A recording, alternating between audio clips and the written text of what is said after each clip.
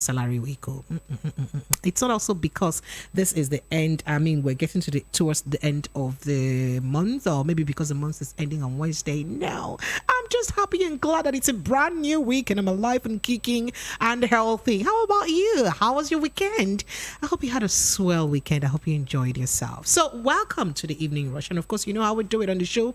We look at topics and conversations that you have been talking about Lagos, things that you have been talking about Nigeria. And that's exactly what we look at on the show. So for today, we'll be looking at a variety of conversations that have been on the front burner. Your guess is as good as mine. Of course, we cannot discuss what's been on the front burner without discussing politics. So politics is one of those that should be on our front burner today. And one of which is the gbasgbos between the two presidential candidates of APC and PDP. So you would recall that somewhere in Delta State last week, I think on Thursday last week, the presidential candidate of the APC had said Atiku had run before in 1999. He's running again. Now, where is he always running to? You should leave me to run. And again, he repeated that again in the mega rally held on Saturday at the Teslim Balogo Stadium in Lagos State, and still threw that jab again at Atiku. Oh, he's been running. He ran before in 1999. By the way, the first time Atiku ran was 1993. So he ran again. Then he's running again now. Is he not tired of running? Let him leave us to run. And guess what? Atiku has responded and said, you're a comedian. Okay. So we want to look at, that's like, should we be hearing these gbasgbos from the presidential candidates, or we should actually look out for them telling us exactly how they will solve our problems? Because as it is right now in Nigeria, we have one common problem, or our problem is general, is universal, as I'd like to say it, but the solution may not necessarily be a universal solution. So how are they going to tell us exactly how they will solve our problem? We have electricity issue that has been from only God knows when. We have water issue. Nigeria we're just talking about the fact that most Nigerians, a great percentage of Nigerians, don't have access to clean drinking water. For a country that is one of the largest exporters of oil, should we not be looking at specific issues that are on the front burner that disturbs and bites hard on the people, rather than having this back and forth jabs by politicians? So that's our conversation, or one of our conversations today. And of course, we'll have another thing bothering us too, because in the midst of all of this and that, you and I are still suffering from fuel, right? How easy has it been for you to get fuel in your part of town? Because just on Saturday, the governor of Central Bank, Emefiele, did mention in an event he attended in a cool hotel that what we're going through right now, it's not easy, because that has been the cause of inflation, which has also affected the price of, it has made us find it difficult to cushion the effect of the effect of the dollar on the naira. That is because of why? Because NNPC used to remit about $3 billion monthly to the National Reserve. Right now, NNPC is remitting $0 monthly. So you see, the CBN has a lot it's going through, because it's not been easy to cushion the effect of dollar to naira because of all of this lack of remittance. So these are the issues we'll be talking about today, Lagos.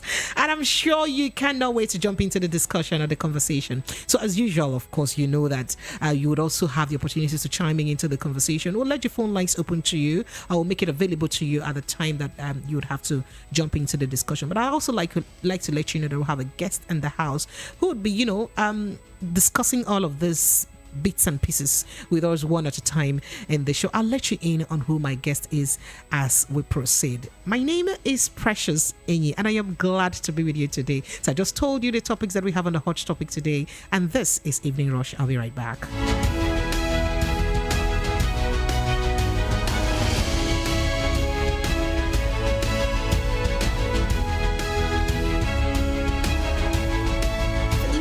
With Precious, featuring sound and informed guests across various sectors that discuss matters arising on Hot Topic Party. What was the rate of inflation, and what was the exchange rate?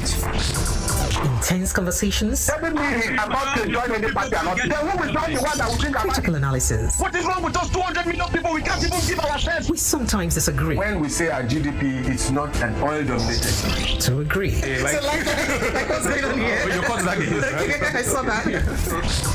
On Hot Topic Pali, Monday to Friday, 6:15 p.m. to 9 p.m. 90.3. Voice of the People FM. Lagos. Now you have a voice. Bonam! Ole! Kidnapper! Na dem o, he wan use person do money, kill am! Sit tire for here, put am for him neck, burn am, yes, dem no go find better work do, na yahoo dem go dey do, burn am! Stop! Dat person wey you wan born, if it dey innocent, no go carry person blood put for your head. Jungle justice no good at all. Stop am. You wey light the fire, you no get heart. Say no to jungle justice. You uncle wey follow for the crowd dey look wey dem dey born person. You no stop them. E dey do you like film abi? Your hand sef no clean o. You fit enter gbege. Stop the lynching. Stop jungle justice. Under the criminal law for Lagos State, person wey start jungle justice, those wey support am, and those wey just sit down look, all of them fit rot for jail. My name na Benjamin Hundeyin, Lagos State Police talk person. Stop jungle justice. This message now from Lagos State Police Command and VOP 90.3 FM. The Evening Rush with Pressures. Let me bring you a reminder of hot topical conversations of the day.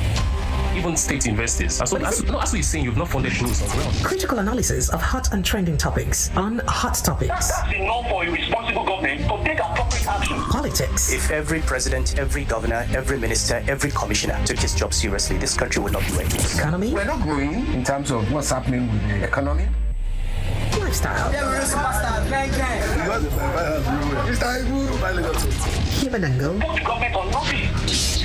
And sometimes the unusual. Evening Rush with Precious. Monday to Friday, 6:15 p.m. to 9 p.m. 90.3. Voice of the People FM. Lagos. Now you have a voice.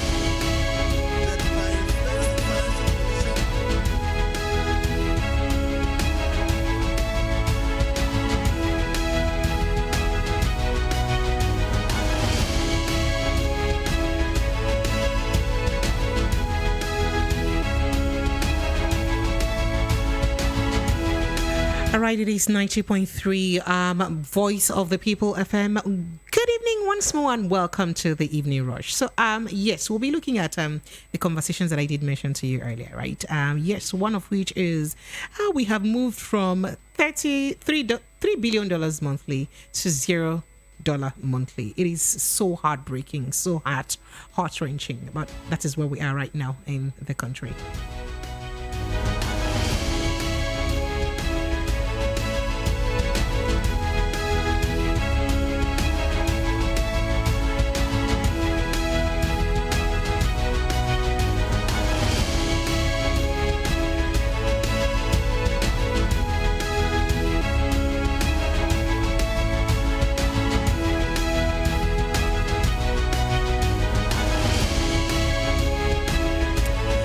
to our very first discussion today on the hot topic this evening. So, the presidential candidates of the People's Democratic Party, PDP, Atiku Abubakar, yesterday did respond. I would not like to put it the way that most of the papers put it. They said mocked, but I would rather say respond to his counterparts in the ruling All Progressive Congress, APC, Bola Ahmed Tinubu, as a clown who was only fit to contest the post of Grand Comedian of the Federal Republic of Nigeria.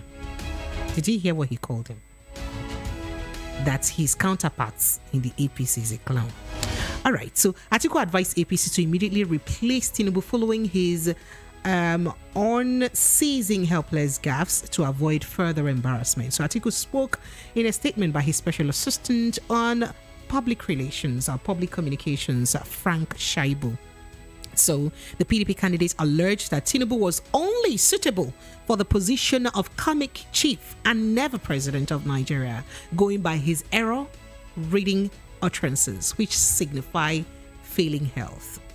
Relatedly, in Kaduna State, Director General of the PDP Campaign Council, Haruna Said, dismissed Governor Nasir El-Rufai's recent apology to the people of the state as meaningless because it would not reverse the hardship and pain he had inflicted on the people. So Atiku said in the statement that it was common knowledge that Tinubu, goofed every time he came out in public. So the statement said, if he is not saying that voters card has expiration dates, he will be saying that young Nigerians are tweeting on WhatsApp, or that 50 million youths should be recruited into the Nigerian army. They went on and on and on and on. I would not want to go further with this, but you'd recall that the genesis of this conversation was when the presidential candidate of the All Progressive Congress had mentioned during a rally that he, Atiku Abubakar, should stop running. That how many times will he run?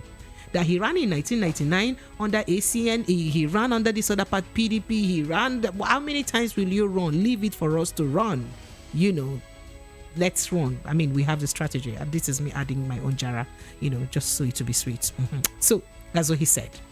And then this is the response of Atiku Abubakar and his team to what Bola Ahmed Tinubu said. Now, the angle that I am looking at this story with is the fact that, look, things are hard for Nigerians. Nigerians are suffering. People can't buy food to eat. Let's even look at the matter. There are so many families that since they woke up in the morning today, they still don't have an idea. Maybe they just had the first meal by the grace of God, and they don't have an idea of what else they will eat today or what their tomorrow is going to be like.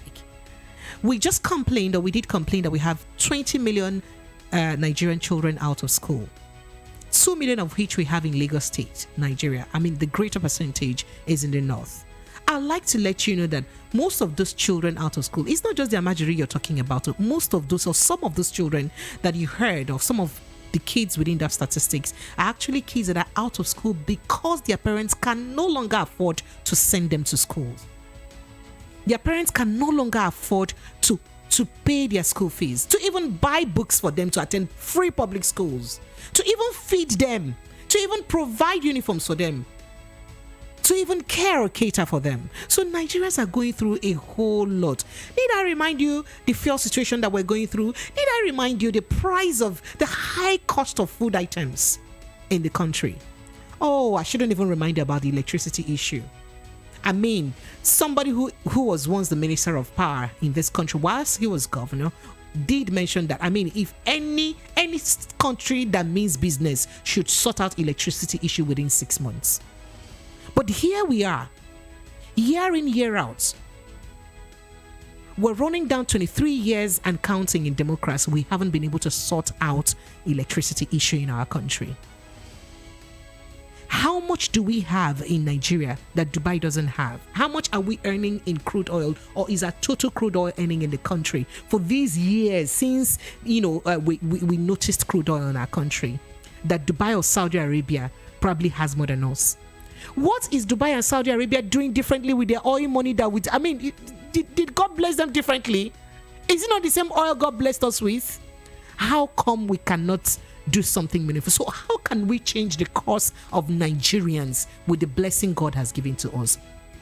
instead of hearing politicians give each other gbas and we laugh over it and we smile over it. What kind of campaign should we be seeing? Should we be looking out for from especially people vying for this, hierarchy of position? Should it be campaign that addresses exactly our needs, where it aches us the most, where it pinches us the most? Or should it be campaign where we just look at what they say and laugh, hey, this one don't give a knock, oh yeah, I'm gonna give them again, respond? Should we be looking at those, or should look at campaigns that actually does address the issue that Nigerians are going through? That's the question that we're asking this evening. Right, so my phone lines are open. I'd like you to jump into this conversation. I'd like to hear your thought and reaction on these conversations, right? The number to call is 0700 903 903 903. For my studio is actually exactly 10 minutes to 7 o'clock. And you know that I'm always due for a break, 5 minutes to the top of the hour, right? So when I come back from the break, I'm going to let you in on who my guest is, because I like my guest to jump into this discussion. The reason I don't want him to come in now, so that I'll not come and cut his flow of thoughts, because he can start now and start talking and not end. So let me not just cut his flow of thoughts. Let me let him, do justice to what he has to say. So phone lines are open. It is 0700 903 903 903. But if you're calling me, if you're watching on YouTube, because we're streaming live on YouTube, if you're watching on YouTube and you want to call me live on YouTube, it is 0700 903 9039. That's a WhatsApp number you can call from across the globe, wherever you are. 0700 903 9039. That's a WhatsApp number. But the normal number is 0700 903 903 903. That is 0700 903 903 903. All right, Lagos, that's our first conversation today. So I could go on and on with what they said to each other. I would have even played sound bites for you, but let it not look like I'm doing too much, because my interest is not on what is said. It is on what should have been said instead of what is said. That is what our interest is. So let's forget about who gave each other gbas and who gave both for gbas. No, that's not what our interest is this evening. Our interest is on, should we be enjoying this drama that they're acting for us? Or we should actually be expecting them to tell us how they will alleviate our pains, how they will solve our problems, how we can be sure that our tomorrow is guaranteed. I mean, the Association of Table Water Sellers the other day just came up and said that they are now going to sell a bag of table water gone pure water. Let's not even call it sachet. Sachet is a Igbo name. A bag of pure water is now going to be 300 naira. Very soon, you start buying one pure water for 50 naira. Very soon, one pure water will now be 50 naira. So should we not be looking at campaigns that addresses our issues? That's actually what my concern is.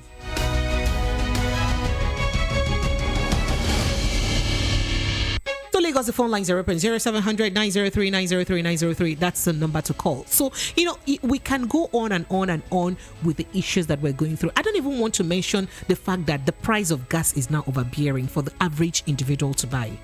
We're looking at Nigeria's multidimensional poverty the other time, right? The fact that we have 133 million Nigerians now in poverty. And in that 133 million Nigerians, in fact, it is now called multidimensional poverty because it's poverty that is wearing coat of many colors, poverty in different angles. There's poverty of health, of nutrition, of what we eat, because we don't have balanced diet. Nutrition is zero. Who even thinks of balanced diet in Nigeria? Say the truth. The last time you ate, did you think of balanced diet? How many of us? Abi, we're just eating to have food in our stomach for sustenance, to be alive. So we have poverty of health because a lot of people cannot access health care. Just today we're talking about the fact that the National Association of Resident Doctors are saying that we're going to have another 4,000 Nigerian doctors that are getting ready to leave Nigeria for abroad to Japan. Out of more than the 2,000 that had gone this year already, we'll have over 4,000 going already. Again, getting ready to leave practice in Nigeria. And if you could remember that the statistics of doctor to patient ratio, according to United Nations and WHO, is one doctor to at least 600 patients. So during the other time we had, WHO and World Health Week and all of that, doctors were saying, in Nigeria we'll have one patient to 6,400 patients, one doctor to 6,400 patients. It will shock you right now that as at now, NARD, that is National Association of Resident Doctors, is scared that the doctor to patients ratio now may be one doctor to 10,000 patients. And you're wondering why you may be sick and it will be hard for you to see a doctor, Abi. That That's part of the issue that we're facing. So should we be looking at campaigns that should address our issues as a nation, where it is burning us? Or should be looking at campaigns where we enjoy the drama that the politicians bring to the table for us? Should that be our problem? Lagos, I'd love to hear from you. Just before I take my break, 0700 903 903 903. That's the number to call. Please get your WhatsApp messages coming on to the number 0700 903 9039. That is 0700 903 9039. I take a break. I'll be right back. Lagos TV. My name is Precious Inyi. This is the Evening Rush and the hot topic, one of which I just mentioned to you. I'll be right back.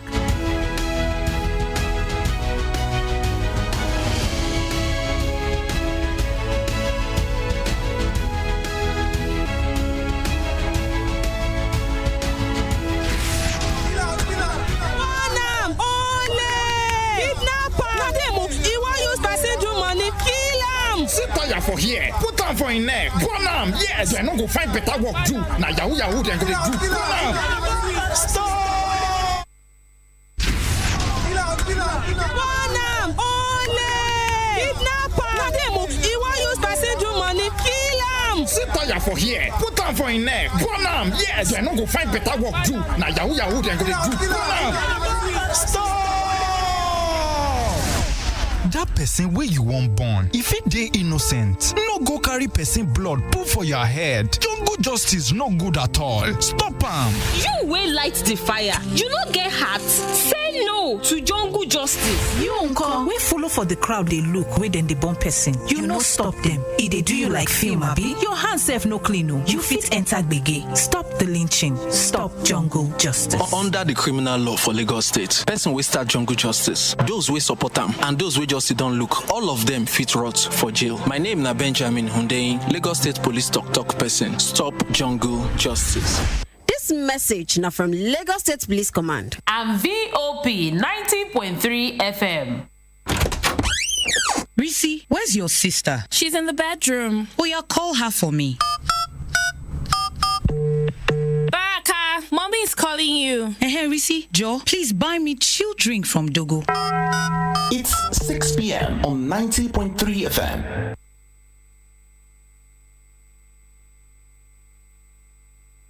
Voice of the People, 90.3 FM.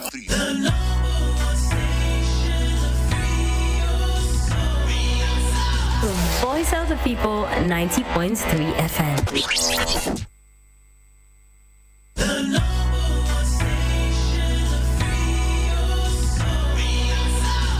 Voice of the People, 90.3 FM.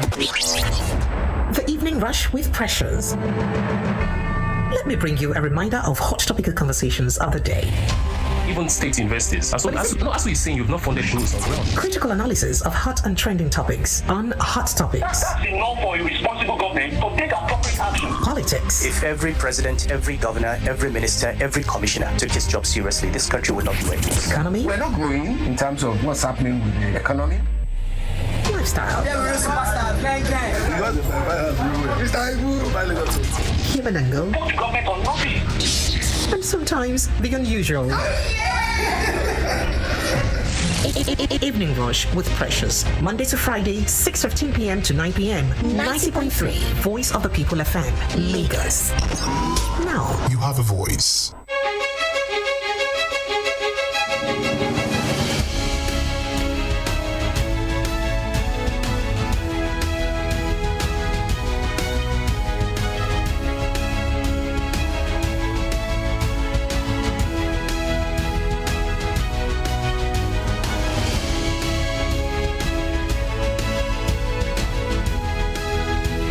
Lagos, welcome back. This is Voice of the People FM 90.3. My phone lines are going crazy. For the people who try to reach me via YouTube and WhatsApp, please call back now. Pick your call, all right? Call. So if you're in Nigeria, please call through normal call, right? 0700 903 903 903. But if you're not in Nigeria, please call through WhatsApp. It is 0700 903 9039. This is Voice of the People 90.3 FM. And I just did all right. Okay. So let me see if I can quickly take the call so that you don't accuse me of not taking your calls. Hello. Good evening to you. Hello. Good evening. I've been trying your number since. My dear brother, if you know the millions of calls that come across this number, that come through this number every day, you would be amazed. Apologies. Wow. Apologies. Thank God. This your topic of today is very, very interesting. All right, thank you. So go ahead. Let's hear you. The thing is, what I noticed in Nigeria is that evil are much. That what is much? You get me. What is much? Evil, as in evil people. Evil. Yeah. Like evil? Evil. Wow. Evil people are the one controlling the country. That is why things are very. Oh God, that one is a serious accusation. Majority of them. Yes, now because majority of them sold their soul to the devil. Abba. They don't even care about the masses. They don't know. No, see, my dear, I'm telling you the plain truth. You cannot come on live radio and be making that kind of accusation now, brotherly. No, this, my dear, look, see, let me just tell you the plain truth. Most times, I shed tears. I shed tears. Sorry, we all cry too. I shed tears almost every day. Why? Do you know why I'm shedding tears? Because anytime I open my phone, I must see death. Oh my Innocents are going. Every now and then is death. Every now and then killing. Every now and then, and there is never a day that government address something like this. The death is too. This last year from last year till now, the death is too much, my dear. The death is too much, and thing is really hitting me seriously. The government. I can imagine. It's as though that you don't even know who can be next. I can imagine. The thing is too much, my dear. I'm shedding tears. Innocent souls are going every day, daily basis. We are not even talking of hunger. We are not talking of electricity. We are not talking of anything. But this death of a thing is really giving me concern. It's really giving me concern. I understand. So what do you think we should actually be expecting from especially our presidential candidates at this time of election? Should it be, them throwing jabs at each other, or should we actually see them address these things that hurt you? The thing is that what I just noticed that we are not yet mature in democracy and in politics. All right, thank you. So let me let you go so that another person can call, right? Thank you so much. What's your name? You didn't even tell me your name. My name is Collins. Collins, where are you calling from? I'm calling from Edo State. All right, Collins, thank you so much. You're watching us all the way from Edo State. I do appreciate you. Thank you so much, Collins. Do enjoy the rest of your evening. Welcome. Thank you. All right. Okay, so that's it. Hello, good evening to you. Hello. My name is Frank. Your name is what? Frank. Frank. All right, so go ahead, Mr. Frank. I'm calling from Lagos. All right, go ahead. You don't need to beg Nigeria. As far as I'm concerned, Nigerians have not suffered. I don't need to beg Nigerians. Is that what you said? Don't need to beg them. Why? As far as I'm concerned, they've not seen anything. These people, with what is going on in Nigeria right now, can open their eyes, and they are supporting some candidates that we see actually that are not well. I don't get that. Or when people who come out and be campaigning for somebody they know that physically is not fit. Let us forget any other thing. So I'm not part of the people that are saying it will be good. If they like, by the time they do the election, when they do the election, it's the number of people that support the good candidates is less than those that support the bad candidates. Maybe that candidate start really knows. We will continue in the suffering until the day we will understand and open our eyes to what the reality of life is. Come 2026.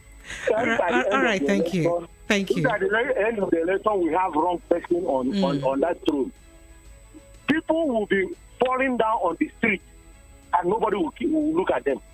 You will see, you'll be walking, somebody will just fall. God forbid. And I tell you the truth. This is not about God. You know, God forbid has been saving us from a lot of things. Everything to God. We keep on shifting everything to God. God has done his bit by giving us life, giving us knowledge and wisdom. If in this country, people who has wisdom, educated people, learned people, can still stand by the side of somebody they know that cannot even stand for 10 minutes on his own. All right, thank you. Thank you. Everyone does have the right to want to support anybody they want to support. I'm sure you know that, right? So that's actually not the question. So the question is, what should we be looking forward to? I don't want us to digress. So that's why I don't want us to digress from this conversation.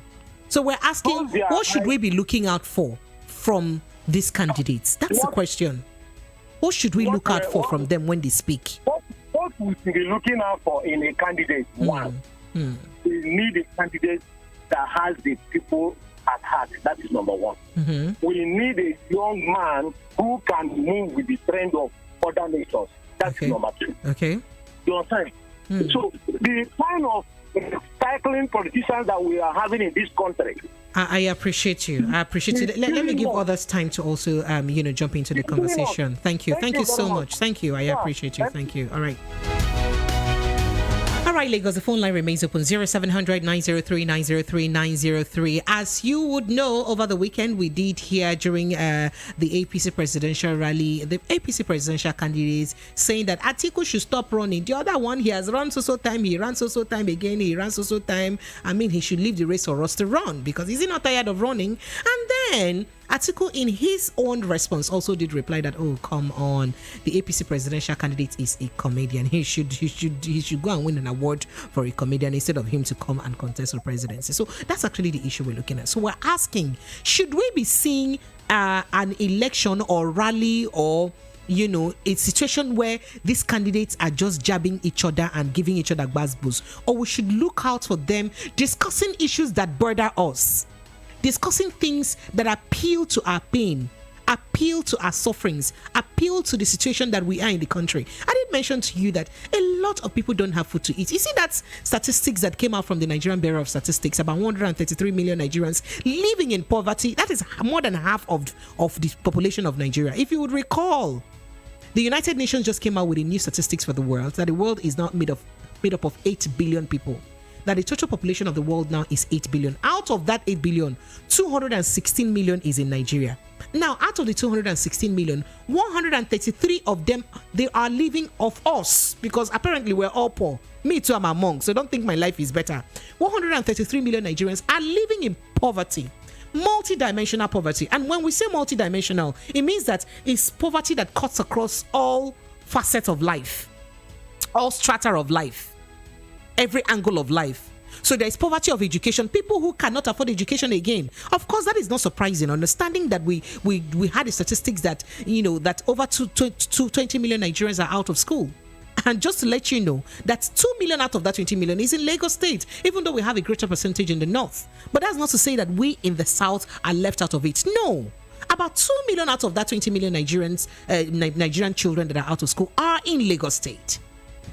So should we have a campaign or rally or a town hall meeting that should appeal to the pains of the people on how this pain can be solved or alleviated?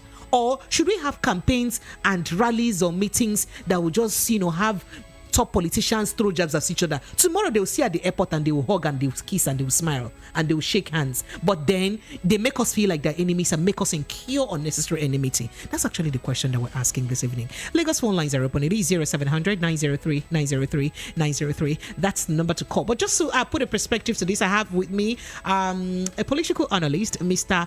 Osoyi Taiwo. He's with me in the house, and I know he can't wait to talk. He'll just be listening and like, oh my goodness, Precious, open this mic, let me talk. Mr. Taiwo, you're welcome. Good to have you join me. Thank you very much for having me in Nigeria. All right, so you're not new to all of this drama, so I like to know, from your perspective, what do you expect? What do you expect as a Nigerian to hear from politicians when they speak to us, especially those aspiring for the highest political office in Nigeria? Well, the highest political office in Nigeria is the office of the citizen. Okay. Well, I would say the highest position of servanthood. Okay, so the highest position of servanthood. Your wish is my command. It's okay. I'm not even in the mood to argue, so I'm fine. Go ahead. So what do you expect? What I'll be expecting, one from a citizen's perspective, is explicitly telling Nigerians what they want to do. Most of them have been doing it. However, to further buttress what they will be doing, the question of how. How do you mean by how? Now, how do they want to execute those statements? And I keep saying that the question of how can only be achieved when you have timelines. Okay. And that is a moment of accountability. When you're telling Nigerians you're going to ensure that there is security, what timeline do you have? It's just a position for 4 years. Oh, we had Kwankwaso provide timeline in his manifesto. It sounds very interesting. But the question is, those timelines, are they achievable? Now, that is where we now measure it to understand, excuse me, if these people are actually saying the truth or they're just formatting us. And, for example, it was in this country that a presidential candidate, who is now the current president of the Federal Republic of Nigeria, once said that they were going to conquer Boko Haram in 6 weeks. Is it 6 weeks or 6 months? I want to be sure about it. And deployed all the Nigerian military forces from Abuja base to Borno State and moved them again to Kaduna State. Today, we've had the highest history of kidnapping, banditry, insurgency, to the point that the bandits and these criminals now have the high-heartedness to go to the expressway, the highway, and kidnap people recklessly. So are we saying that we have a situation where we can't hold leaders accountable to their words, or they don't just keep to their promise? Now, it is a two-way thing. Okay. While leaders are making the promises, the citizens, which is the highest office of the nation, should begin to hold government accountable. How do you hold them accountable? Because we've been reminding them of their promises. So how else? What else should the citizen do? Number one, as citizens, the first role you must play is ensuring that you vote the right candidate. That's the first thing you must do. Okay. Now, when you vote when you vote candidates that eventually fail in executing their campaign promises and manifesto, when you vote candidates that are failing in executing their manifesto, then you begin to have the question of going back to their manifesto, and we begin to now ask them questions. And by the time Nigerians wave away from applauding these criminals, carrying their bags, and giving them unnecessary awards and accolades. Would you excuse your language and probably no, carrying their bags. When I mean bags, like so you said something about criminals, and that's why I was worried. No, because you're on live radio. Celebrating the criminals. Who are those? The ones that we already know. Like who? I wouldn't mention names, but the people that we already know. There are people that today are in the EFCC net, are under investigation. There are people that the court have given their justice. It is in this country that the so-called accountant general stole how many billions of naira? He's still alert because it's not proven yet. Well, and everyone is innocent until proven guilty. That's what I'm saying. So such allegations are very trivial to our Nigerian to the existence of the country. And when we have such situation, there's a problem. And these are the people that are well celebrated somewhere. So based on what you have been hearing in campaigns, or what we have been hearing in campaigns, because for some reasons almost all the candidates have been guilty of this. At what point or the other, at one point or the other rather, during their either interviews or town hall meetings or rallies, they somehow throw jab at each other. Right. So what should we Nigerians look out? Because this is the time that we'll have to look out for what we have to look out for before we go to the polls. So what should we look out for from these people that we're about to vote into power? Well, I would say it is too late. Why so? I mean, February is still a long time. I would say it's too late, and I'll tell you the reason why. The reason is these candidates did not just emerge miraculously. They emerged from a party structure. But the citizens were not responsible for making them emerge. Now, so that is where the problem is. Okay. And that is where I'm getting to. The problem is the citizens sit comfortably. And some people are making certain critical decisions for them. The question you should ask, or we should be asking ourselves as citizens, is how many of us belong to a political party? That's the first thing. What is the criteria that brought about the emergence of party delegates? So since we're not delegates now, what can we do? Since we can't help that, we've gone past that situation right now. We're looking at what should we do. That's what we're looking at. What is the solution for us now? What should Nigerians look out for at the moment? Instead of taking us back. Now that's what I'm saying. So a situation where we can't help. Because we can't help that anymore. It's true. You already said it's too late because we can't help that. So I said it's too what late. Should we do? At this moment, what we are faced with is a fire brigade approach. So what do we need to do? In the how do we make most of the opportunity we have now?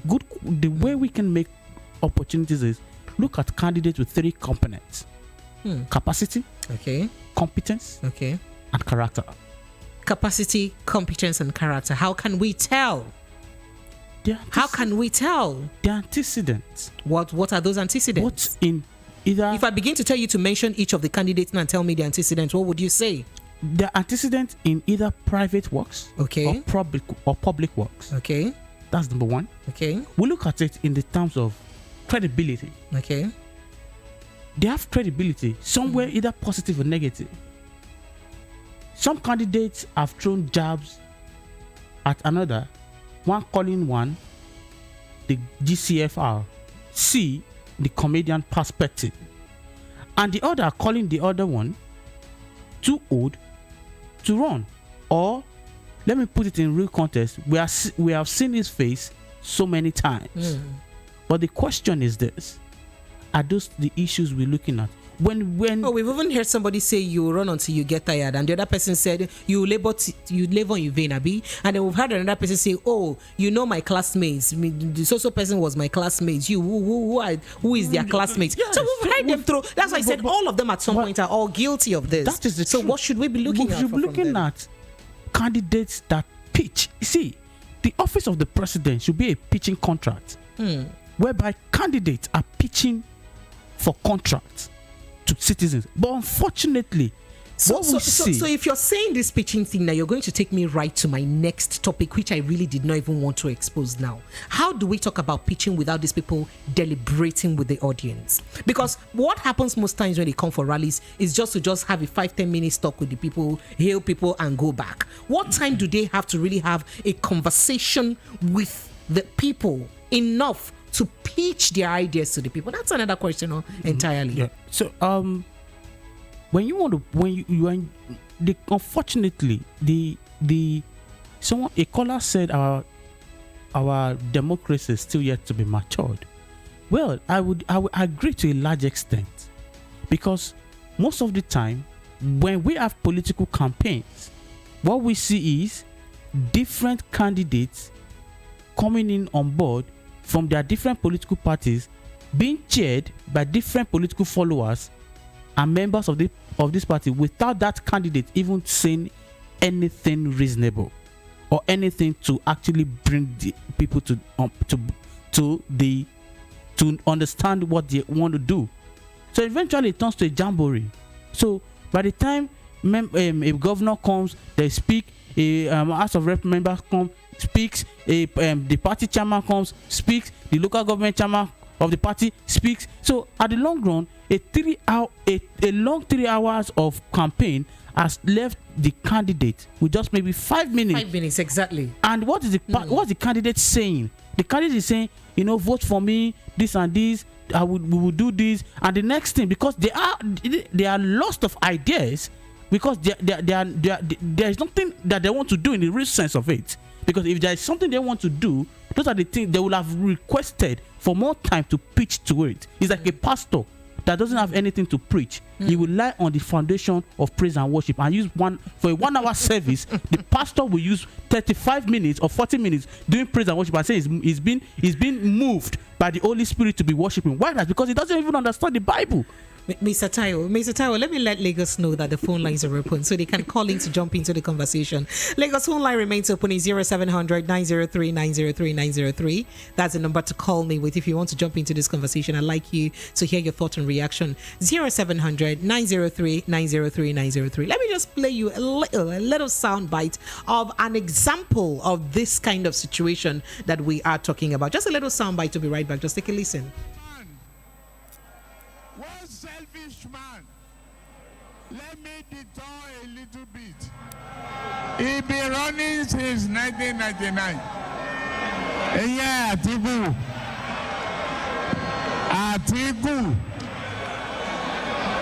Àwọn vehicle, articulated vehicle. Wọ́n gbọ́ lápapá o. Aaron Olóòn lórí PDP.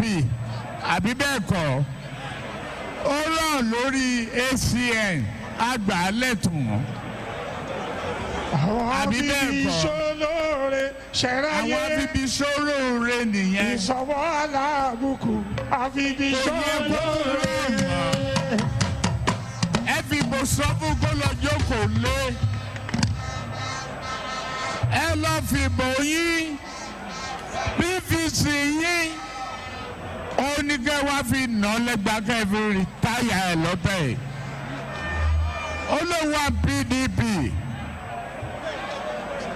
Kí lẹ máa dìbò fún? Kí lẹ máa dìbò fún? Ẹnáwó yín sókè tó bá jẹ́ APC ni.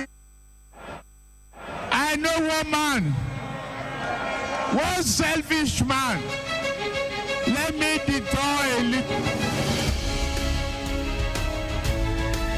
All right, that was the presidential candidate of the All Progressive Congress, Bola Ahmed Tinubu, on Saturday at the mega rally held at the Teslim Balogun Stadium, where that did happen. And then that brings us back to our conversation. I mean, what should we rather be hearing from our candidates? What should we hear them tell us?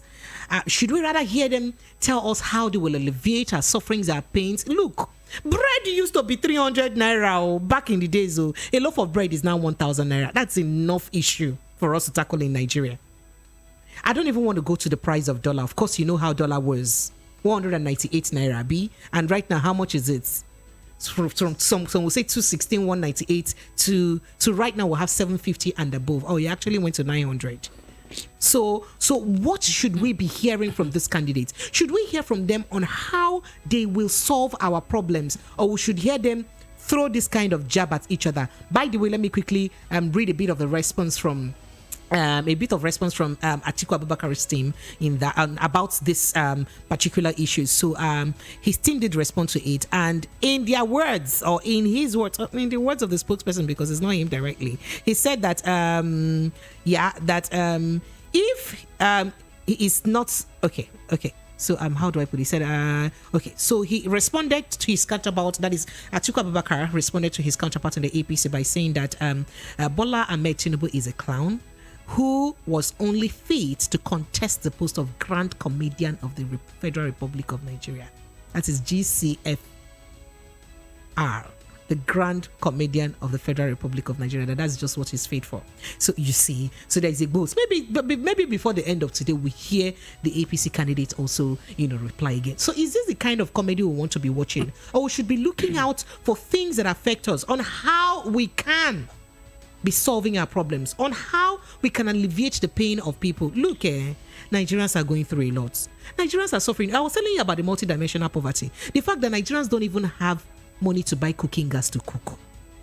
Do you know that 12.5 kg of gas is now 10,500 plus? People can't buy gas. Even charcoal is not any cheaper. And remember that charcoal and all of that is classified as an unhealthy energy. So it's not even healthy for you to use. Oh, did I even tell you that even the kerosene that the poor man could even rely on right now, NNPC, I'm not sure there is, we can count filling stations that NNPC is supplying kerosene to, because most of the kerosenes we see in filling stations now is the illegal refineries that are supplying to them. So what are we doing? What should we be saying? Let me just take a few of your calls before I get back to my guest. Hello, good evening to you. Hello. All right, I lost that call. Hello, good evening. Hello? Yes, good evening to you. My name is Precious. This is Voice of the People FM. Good evening and welcome. My name is Elijah. I'm calling from Elijah. Elijah, you're welcome. Go ahead. In 60 seconds, let's hear your thoughts.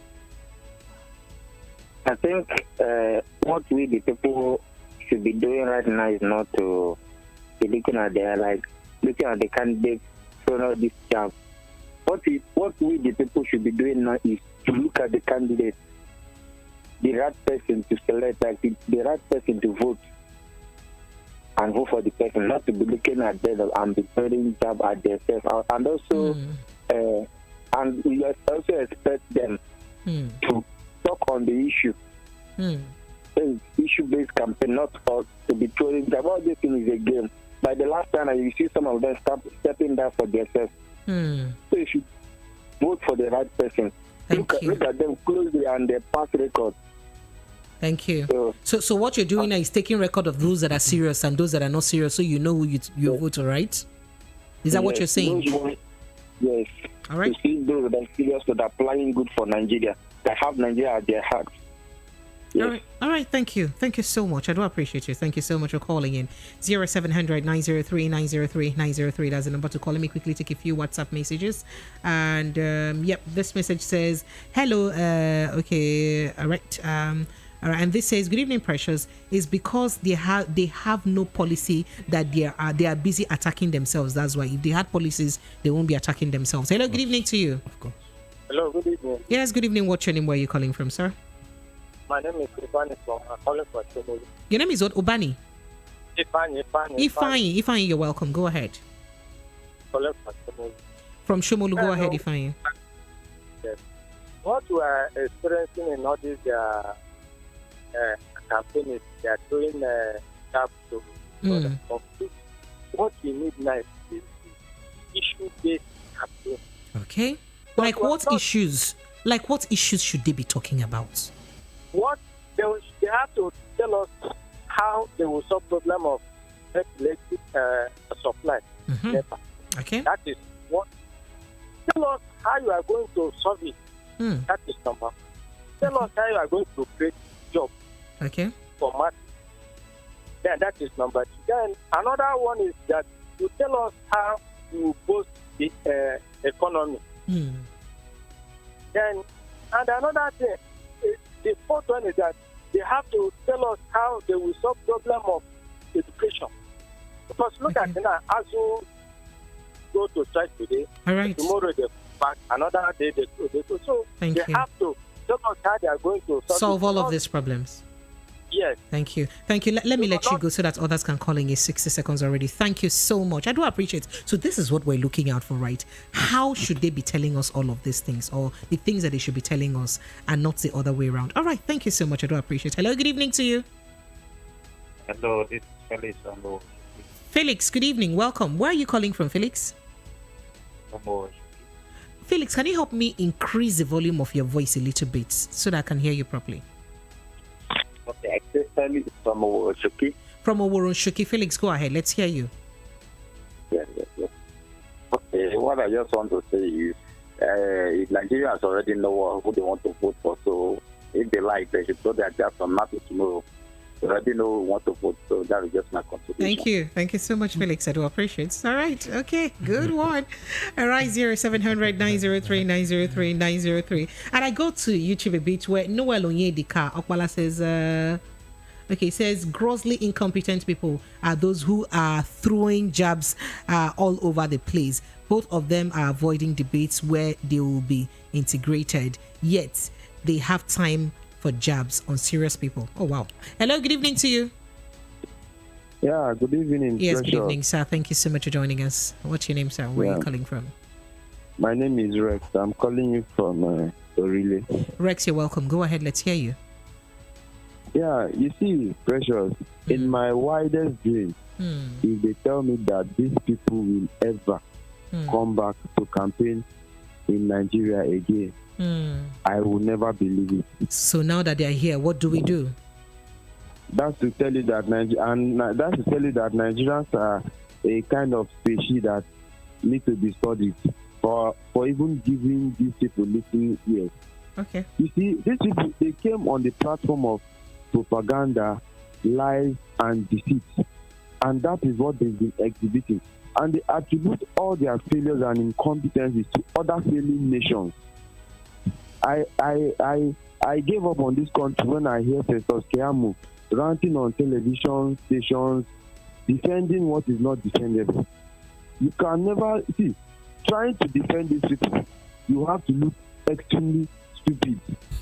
When you try to defend them, you can never make sense in anything you're saying. I appreciate your contribution. Your 60 seconds is already over. Thank you so much for joining us. All right, Lagos. Let my guest, Mr. Taiwo, respond. Mr. Taiwo, do you have something to say, please? Yeah. The truth is, Nigerians should understand that there's a process. Okay. And the process of getting into governmental office is not something that is rocket science. Okay. It's this process of how they get into government or public office that will make them effectively carry out responsibilities and duties. And that's what I still said earlier. How did these people get their party nomination to become candidates first? Because the truth of the matter is, that previous caller said something. Okay. He said, you begin to ask that someone said, I don't know if it's this previous caller or someone said, in his wildest dream, he never thought any of these two candidates would come back again. Okay. But the question is, how did they come back? Because why? Some people are sitting comfortably thinking, politics is not my business. Political party is not my business. Now, how did the word nominate representative for delegates? How did the delegates vote? What was the intuition around the delegates? And this is how these people will eventually come out. So at the long run, we'll have a choice of we'll be making choices on the premise of the good evil. So that's what we'll be having. So choosing having to choose the lesser evil. Is that what you're saying? Yeah, okay. Lesser evil in the real sense. And at the long run, we have. So it's like going to the boutique and trying to buy a fake product, a fake designer. So you'll be looking at which one is faker than the fake, or which one is more fake than the faker. So all right, let me quickly jump on this call. Hello, good evening to you. Voice of the People FM. My name is Precious. Good evening. Pretty Precious. Oh, Mr. Darlington, you're welcome. How are you? I'm very well, thank you. It's a brand new week. I'm alive and kicking, and I'm happy. How about you? I can see that. Okay. Even though somebody has not brought my champagne. Mr. Darlington, I know they fear you. Don't worry. I know they fear you. So go ahead. You have 60 seconds. So greetings to your guest. Thank you. Guests, did they greet you? Thank you very much. Okay. Good evening, please. This thing, what you are hearing is the best they can offer. Oh, wow. They have been using it to put the people on hold. If they don't do this thing, how will they lord it over them? They know the audience they are speaking to. Gullible. Most gullible. They are not involved. They are not even interested in the issues at stake. They want to hear some of those things they are saying to them. And that's why when they say it, they start clapping and laughing. What else could they offer? if they say issue-based things, if they go intellectual, the people will not understand them. They have to say what the people will understand. Look at the audience they are speaking to. One of them has refused to grant interview in an intellectually based environment. He refused. What do you think is going on? When he faced an intellectual media where they would drill him, he will fumble. So, if you are expecting anything new, you are wasting your time. It will never happen. Thank you, Mr. Darlington. And that is why they don't want you to go to school. They want them to remain where they are so that they can be manipulated anytime they like. All right, thank you, Mr. Darlington. What's happening here? So, my dear, don't waste your time. The people they are speaking to, they know themselves. That is what they call structure. As far as they are called, that's their structure. Gullible audience. All right, that they can manipulate. Thank you so much, Mr. Darlington. So I can quickly jump on YouTube messages. All right, so back to YouTube. Nick Ubunaya says, Prep, are you live? If you're live, I'd like to call all the way from the UK. Yes, I am live on WhatsApp. You can call the WhatsApp line. That is 0700 903 9039. If you're calling from the diaspora or outside Nigeria, it is 0700 903 9039. That's the WhatsApp line. Just call WhatsApp call and I'll pick your call directly. And then mine says, now that they are throwing jabs at each other, let the media pretend as though there are no other candidates speaking about the issue and instead keep regurgitating the jabs that these unserious ones are throwing. And then you further mind, Noel Onyedi Kaupala says, candidates who cannot present their plans for Nigerians with a clear plan on how they will govern do not deserve single vote. This is not a tea party. This is a serious business. And that's what you said. I said, sorry, Prepre, a lot of error in my typing. It's okay. I understand. I do totally understand. All right. A few more calls and we'll get back to my guest. Hello, good evening to you. Good evening, Petra. Yes, a very good evening, sir. What's your name? Where are you calling from? My name is Amy. I'm calling from Lagos. Damien? Amy. Amy, you're welcome. Go ahead. I just want to throw one or two things, then I'll go. I want to ask a question. All right. So, I hope I do have the answer. What's the government doing about this first scarcity? See, I've been running from one pillar to post looking for fuel. My mates are busy in the house now, maybe relaxing. But I'm running to the whole Lagos state. It's too much. And the sad thing, I was actually expecting some of these presidential candidates to jumping on this fuel scarcity and make it an issue and talk about it. But I'm sorry to say, none of them have spoken about the fuel issue, as if they're not seeing that Nigerians are finding it difficult to buy fuel. I'm sorry. I'm sorry. They don't know the first part. Most police station has to. Okay, this now in my area now, police station is now selling 300 now 350. I agree. So as the latest of that report is that today the NNPC came out to say that if they are to remove subsidy, the Nigerians will be buying fuel for 400 naira and above per litre. So the question is, even now that we have subsidy, why should we have subsidy and then Nigerians are buying fuel for 250, 300 naira and above? Is that even fair? Then what is the essence of the subsidy? Thank you, my brother, for your question. Let my guest answer your Gataiwo before I'll be the judge and the jury. Let me let you answer.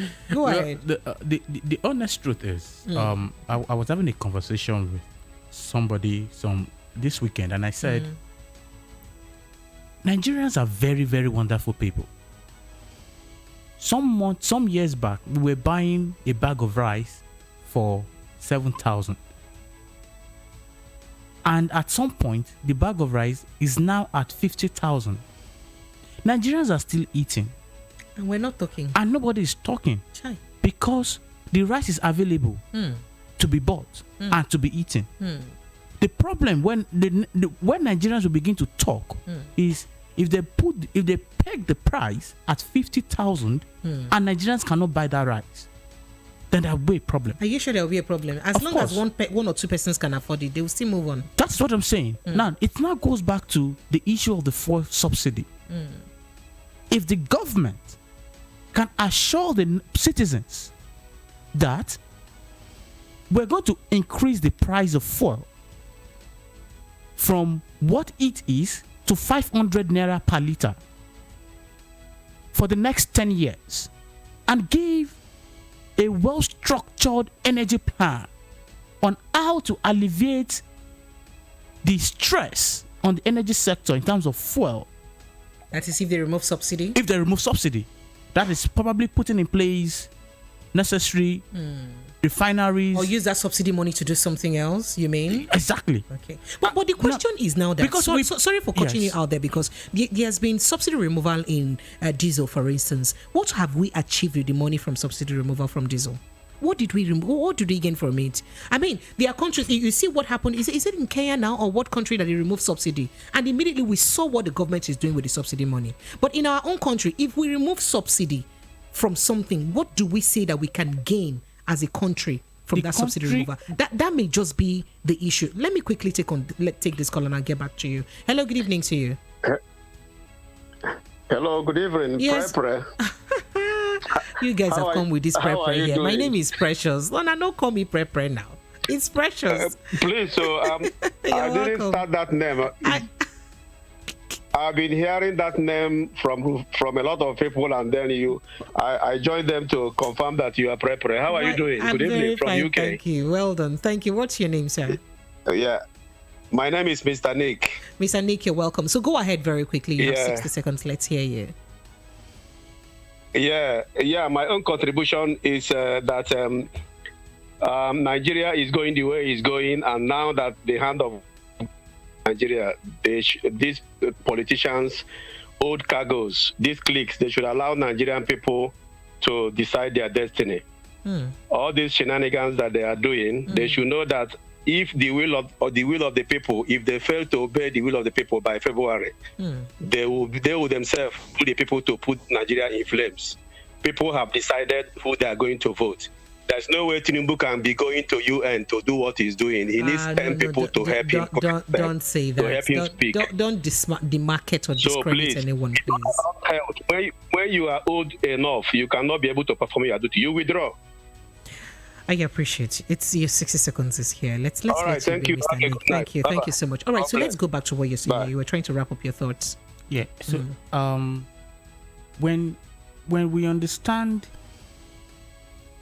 that the first subsidy, there's a plan.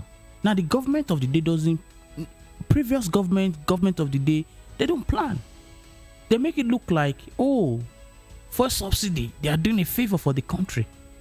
So now, if you come up with a 10-year plan, telling Nigerians and assuring them that the fuel will be available, one, the fuel price will be constant for the next 10 years, two, and the money that is supposed to be plunged into paying subsidy will be used for probably revamping one or two refineries to ensure that these products are refined in the country to avoid exportation of refined goods and importation to avoid exportation of crude and importation of refined products. Then Nigerians will know that there's a plan for it. But a country where there have been a fuel scarcity issue for almost 3 weeks, and the president is there to make a statement, state governors are yet to make statements, the so-called potential presidents are yet to even talk about it in their campaign, then it only shows how serious all the crops of these leaders are. So that brings us back to the topic that we're talking about. Should we be looking out rallies and campaigns where these candidates should be speaking to our pain, rather than a campaign where they'll just come and excite the audience and run away? The first question is, do they really know the pain? They do. A few of them have spoken on the pains. Sadly, I'm sad to say that they don't understand the pain. You would not know poverty when you live in luxury. You can't understand poverty. You can't understand luxury when you live in poverty. And that is the two sides of the coin. These people, unfortunately, do not understand what Nigerians are going through. They don't understand that an average Nigerian today cannot afford a meal. Why? Because they can eat comfortably anything they want. That is why in their campaigns, they will not even think that there is first crisis or people are queuing at the at the filling stations because why? Somebody delivers a 33,000 liter of tank of fuel to their houses, so they don't even know anything, and that is why none of them is speaking to it because they don't even know such problems exist, and that is a problem we're having today. So when they get to the office, they don't even know what is happening. That is why they have a lot of aides working for them who now give them, oh, this is the problem of Nigeria, let us solve it. Oh, and because why? Because they don't understand the pain. They don't know where the true pinches the people. So at the long run, what they are doing is fire brigade approach. So, oh, okay, the people have there's first scarcity. Oh, okay, we are going to come out. We are going to remove stress subsidy. Let's remove stress subsidy. And at the long run, they remove first. What next? That's what happened in diesel. They remove the subsidy on diesel. What happened next? What are they using the money for? Nothing.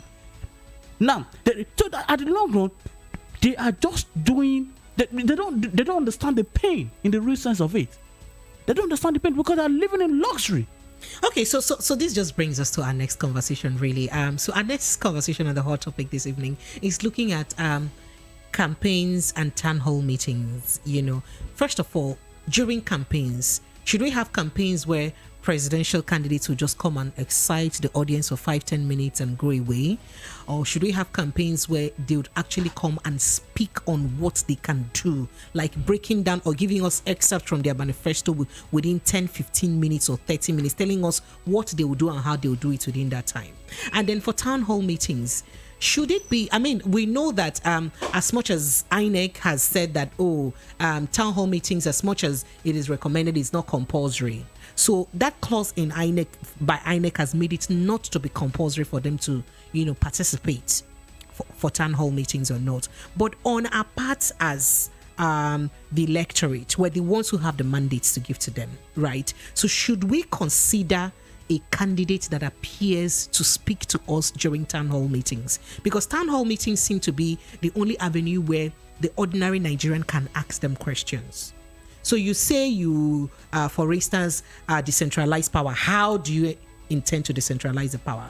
You say you would move us from a consumption nation to a production nation. How do you intend to do that? You say, the kind of system of government we're running, it's not good for us. You merge Senate and House of Rep together. How do you intend to do that? Because understanding that, you need the majority or two-third majority of the House for you to achieve that. So we need for them to speak to us in town hall meetings for us to be able to ask them questions on the House, for them to achieve all of this. So is it okay that some, candidates who just feel that, okay, it's fine, we can attend town hall meetings and we can talk to you, and some can say, it doesn't matter, I can't attend town hall meetings. That's not a criteria to win an election after all, and then nothing happens. So what should we look out for? Does it matter to Nigerians that they should be able to hear from their presidential candidates, especially presidential candidates, governorship candidates, even legislatures, because these are the people who make the rules? Does it matter to Nigerians that they should hear from them during town hall meetings? Lagos, that's our next line of conversation. 0700 903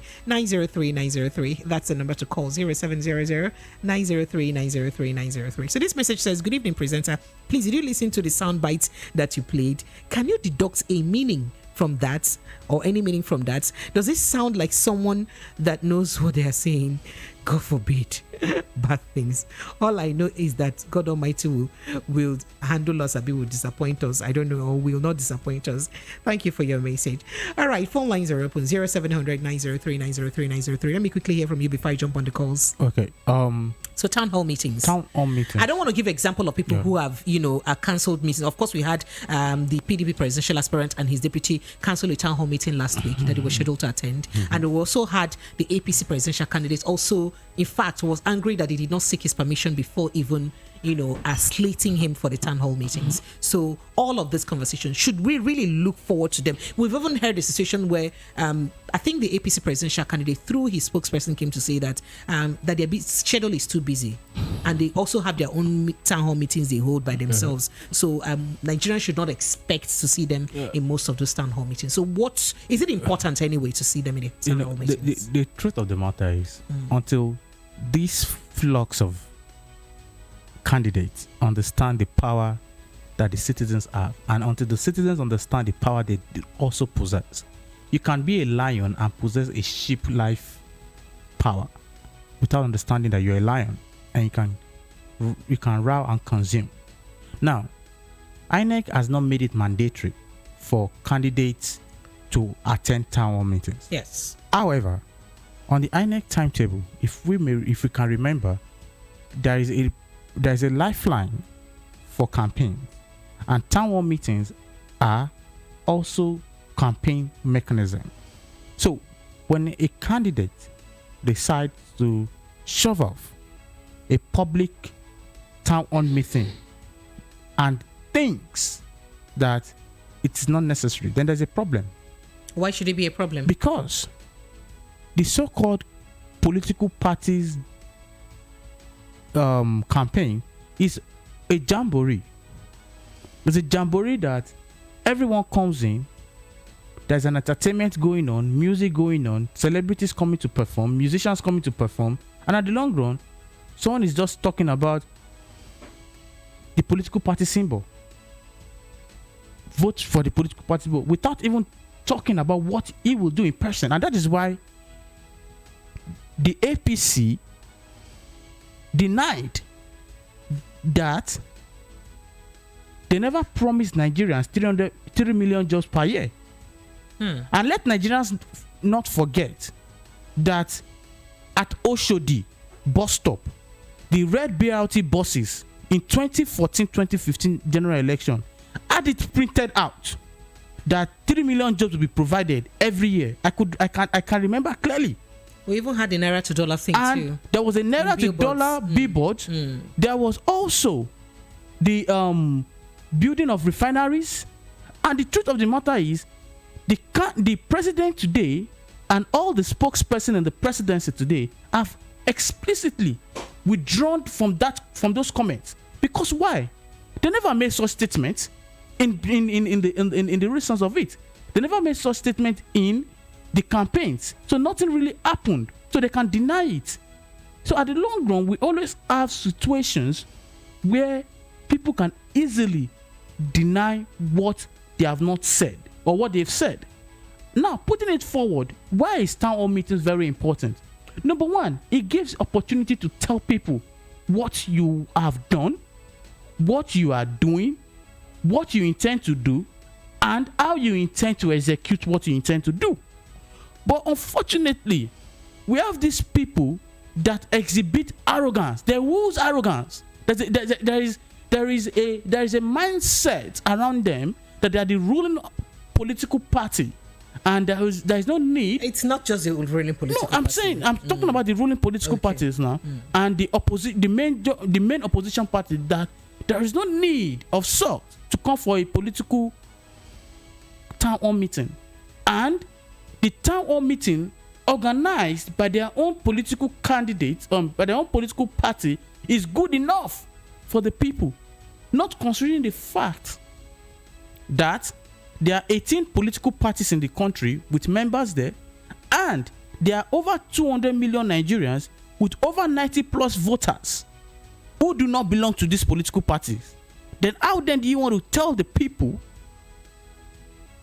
that are not your political party what you intend to do?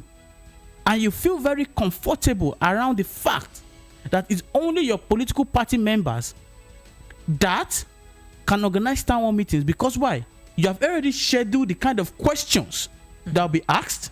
You have already pinpointed the people that will ask questions, and you have already done a well-revised answer to those questions. Why can't you answer spontaneous questions when you are asked? So that is the problem. Because why? The truth of the matter is, anybody that is running away from any town hall meetings or debate is a joke for the country. All right, let's go straight to the phone lines. Hello, good evening to you. Hello. Hello, good evening. Yes, good evening, sir. What's your name? Where are you calling from? Mr. Abayomi, calling from Sule. Mr. Abayomi, very quickly, 60 seconds. Let's hear you. Yes, I enjoy your program very well. Thank you. Thank you. I appreciate it. Yeah. I just want to ask a question. Go ahead. Yeah, okay. The question is that how can you hold a man or someone that you did not in Your line is breaking up. I can barely hear you. The conversation is not smooth. Your line is cracking. It's breaking. Yeah. Are you hearing me now? I can hear you. Go ahead. Let's hear if it will be better. Maybe you try to call us back. It's not clear at all. Oh, okay. I'm so sorry. I'm so sorry. All right, Lagos. Let's see if we can take one call very quickly before we jump on to our break, because we're due for a break very shortly. Hello. Good evening. Hello. Good evening. Hello. Hello. Good evening, ma'am. Hi. Good evening. What's your name? Where are you calling from? My name is Liz, and I'm calling from Lagos. All right. Can I ask how old you are? I'm 13 years old. 13 years old. I see you're interested in politics. All right. Let me hear what you want to say. Hello? Yes, I think one of the problems we have in Nigeria is godfatherism. Godfatherism? Yes. Thank you. Thank you. Also, okay. I want to talk about their manifesto. Okay. Can you call me back? I'm actually due for a break now. I would love you to call me back and talk about it. Okay, and I appreciate a lot that you're interested in politics. Thank you so much. Thank you. Thank you, ma'am. All right, love. Thank you. Bye. All right, Lagos, I'm due for a break very shortly. I'll be right back to, take your calls and your reaction to this conversation. Get your calls and messages coming in, by the way. You can send me WhatsApp messages so that I can read them very quickly. The WhatsApp number is 0700-903-9039. 0700-903-9039, while the number to call is 0700-903-903-903. This is 90.3 Voice of the People FM. I'll be right back.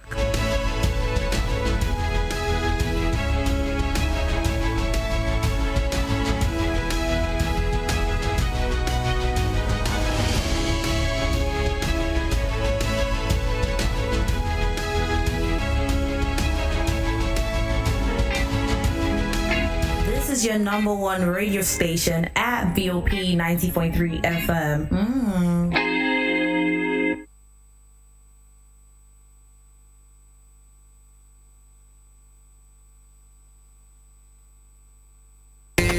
We don't die for where we did, oh yeah. Now so promise and fail, oh yeah. And we don't wait, PDP don't come again. For governor, under PDP, 2023, for governor, for Lagos, for everybody.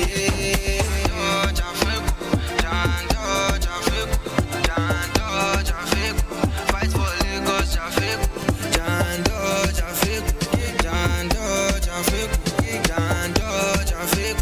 fight for Lagos. Vote Dr. Abdulaziz Olajide Adediran Jandor as Governor of Lagos State. PDP! Power to the people! Pizza. Pizza. Pizza. Pizza. Pizza. Pizza. Pizza. Oh yes, he's here to change the narrative, here to make things work in Nigeria and for Nigerians. On Peter, we shall build this nation. Arise, fellow Nigerians, and let's wake up the sleeping giant. Vote Peter Obi, a man with great vision and an enthusiast of the real change. The only man we can trust with the nation's finance. Oh yes, for good governance. Let's join hands together and vote Labour Party. Vote Peter Obi for president, supported by Chief Dr. Paul Ezenwa Akudo, CEO, Wugas Intercontinental Limited.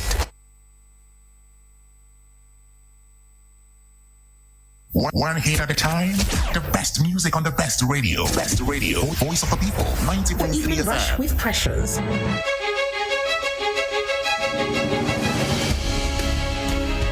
Yes, Lagos, we are back. This is the Evening Rush with your girl Precious, and on the hot topic this evening on the Evening Rush, we are looking at a couple of conversations, one of which is the buzz between the APC presidential candidate, that is Bola Ahmed Tinubu, and his PDP counterpart, Alhaji Atiku Abubakar, on the fact that you've been running for too many times, rest small, stop running. And the other person has said, oh, you're a comedian. So we are asking, what should we be hearing from our candidate candidates when they speak to us. And then we're also looking at the issue of town hall meetings. A few of them have been attending, the other few have cancelled when they cancelled, they send deputy when they send, they attended when they attended, and others have come to tell us that look, we cannot be attending those town hall meetings. So because our schedule is very tight because of the election, and don't force us to, we could not expect us to be coming to all of them. As a matter of fact, one of them even chided Arise TV on why they should actually invite them, slate them for a town hall meeting without due consultation from them.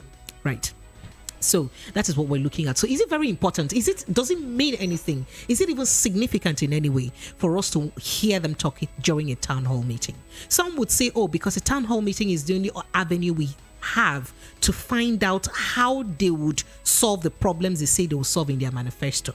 So to hear from them directly, to be sure that, this is not a case of teacher giving you assignment and you go home and go and do it. Come and do classwork, show working in the class. Let's see how you can do it, right? So that's what people say, that's why a town hall meeting is important. And others will say, a town hall meeting is not so important because after all, we've had candidates in the past who never attended town hall meetings, but they did win the election, right? So it's insignificant. It doesn't matter.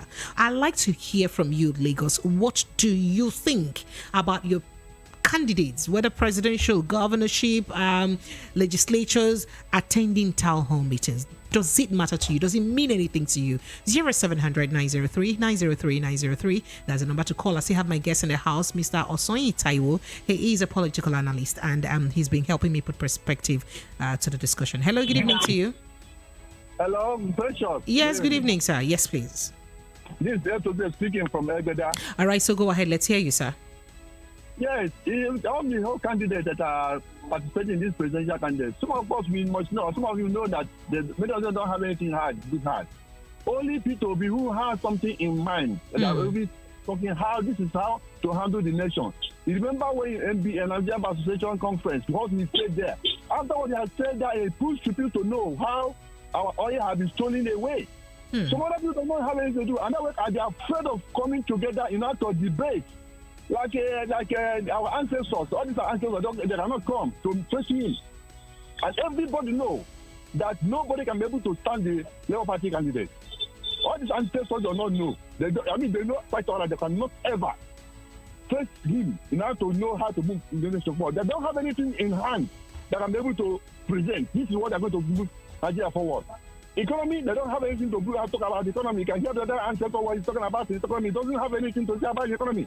But you see people behind is talking about how he's handling the economy. You can see how to put the power in the Nigeria to have energy. You can see how he's putting people presenting. Arise television is telling us. I mean, if you're watching, if you listen to thank you. Your 60 seconds is gone. Thank you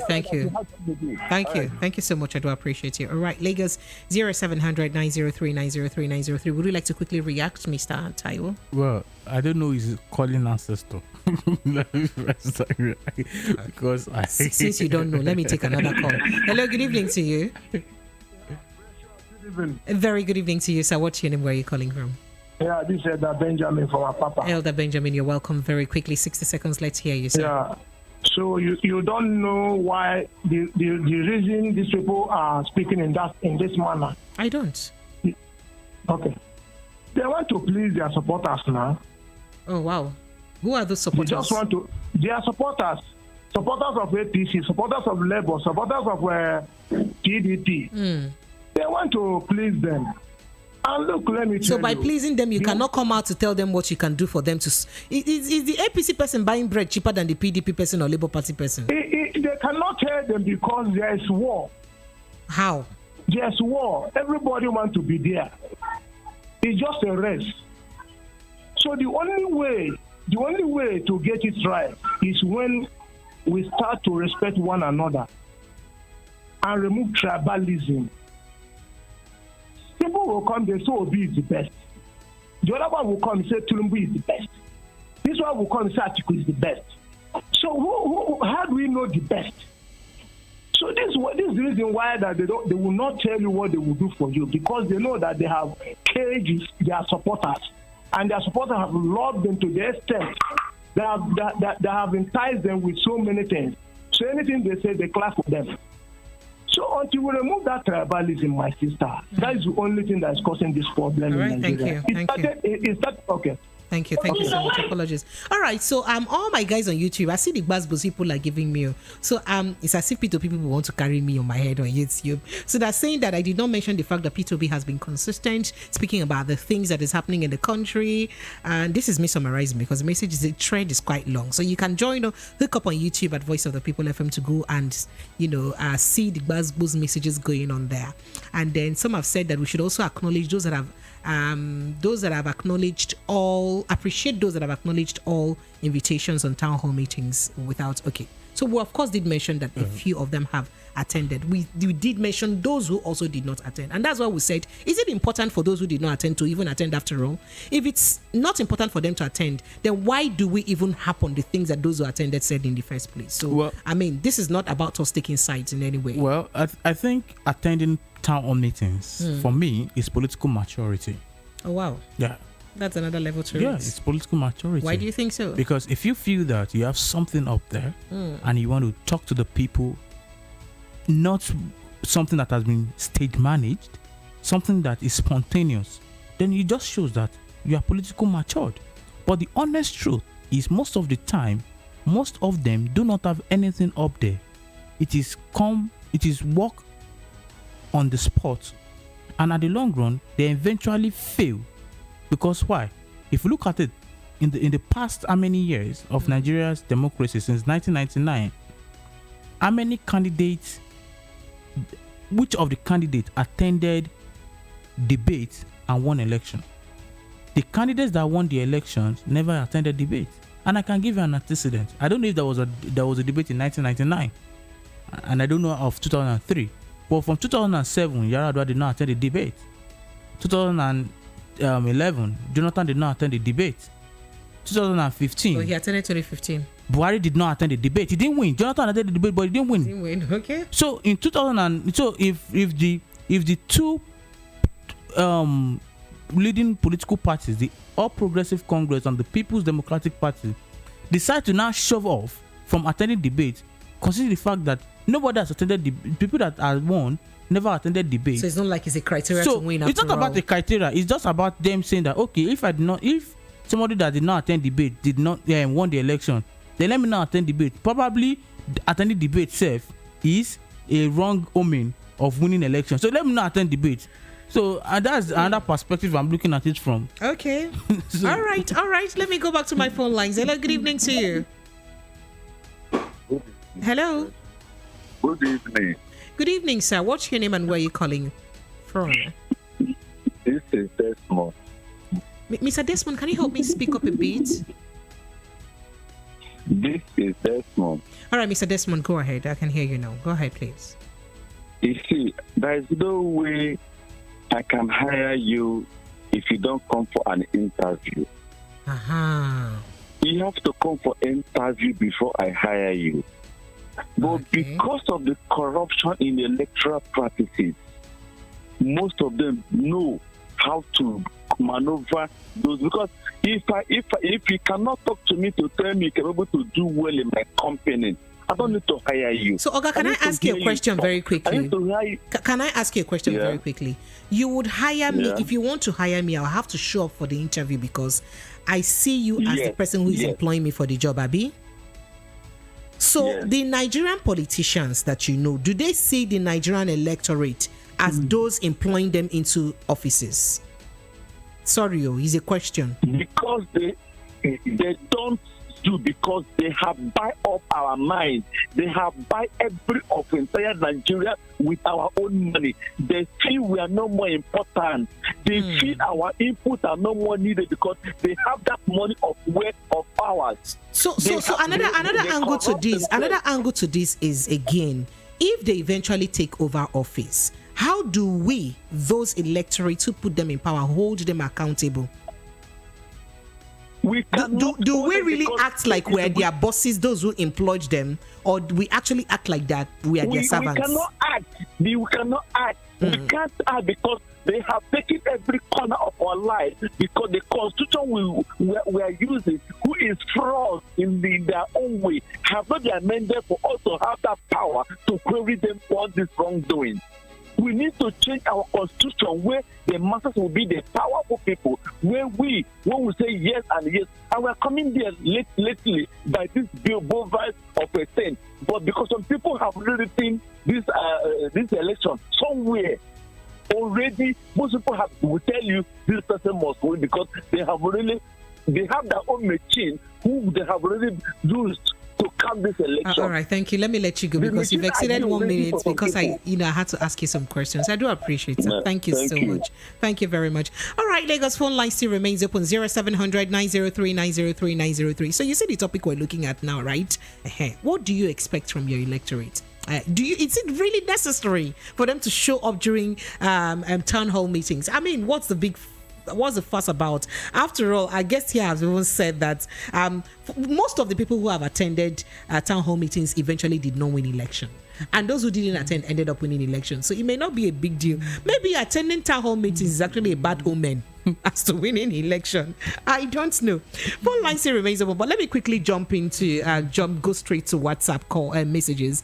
And this says, dear presenter, in a sane society, the flag bearer of both APC and PDP can come and say that people should vote for them or cannot come. Is that what you mean? And then he said, come on, vote for them with what criteria? Health-wise, capacity-wise, competence-wise? None of these people will stand the Labour Party candidates. Are you serious? What will they say in town hall meeting? God forbid. All right. You're entitled to your opinion. Good evening, Mary, and good evening. No, my name is Precious, please. This is not Mary. You join Mary in the morning, right?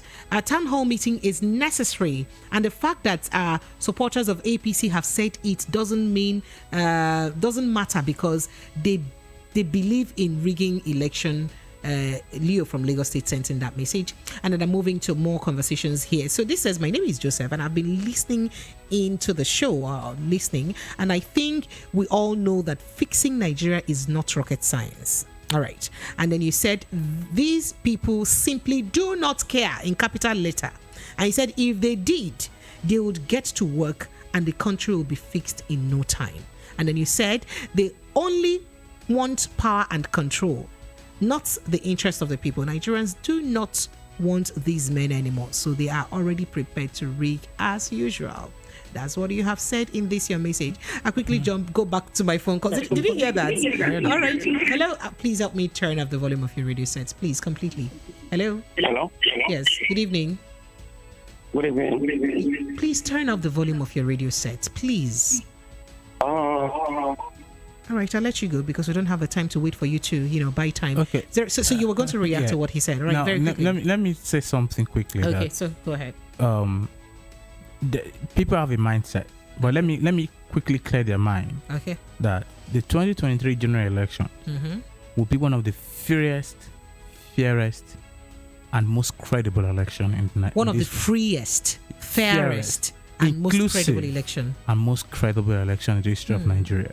And let anybody not have the mind that this election will be rigged. Anyone that is preparing to rig the election, it is failure before arrival. It is DOA, death on arrival.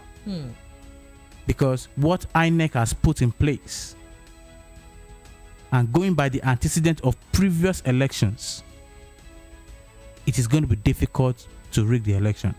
And this is a situation in Osun State for the PDP to beat a sitting governor.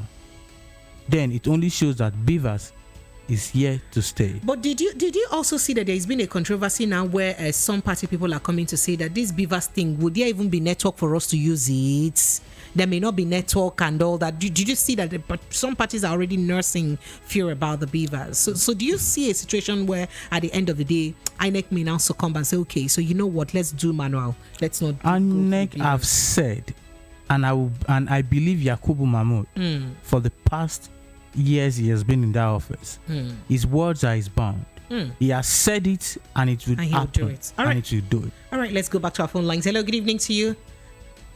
Hello, good evening, Precious. Yes, good evening. Thank you for joining us. What's your name? Where are you calling from? This man on the line from Ali Mashara again. All right, so go ahead. I'm fine. Thank you. Go ahead. My contribution is that...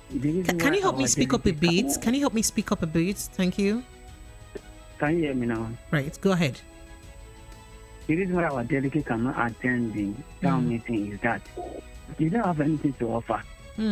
As the first caller has said, in case if I want to do interview, you want to employ me. During the interview, you ask me some questions.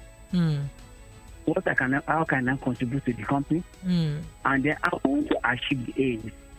Most of them believe that during the debate and the town hall, they don't have anything to present. Because in case if you say that a liter of fuel that's selling 270 today, it will turn to 160 or 150, how do you want to achieve it? What do you have in place to carry out that operation? They don't have anything to offer. The best thing just to be avoiding the debate. Because there's a lot of questions they'll be asking them which cannot give a correct answer to it.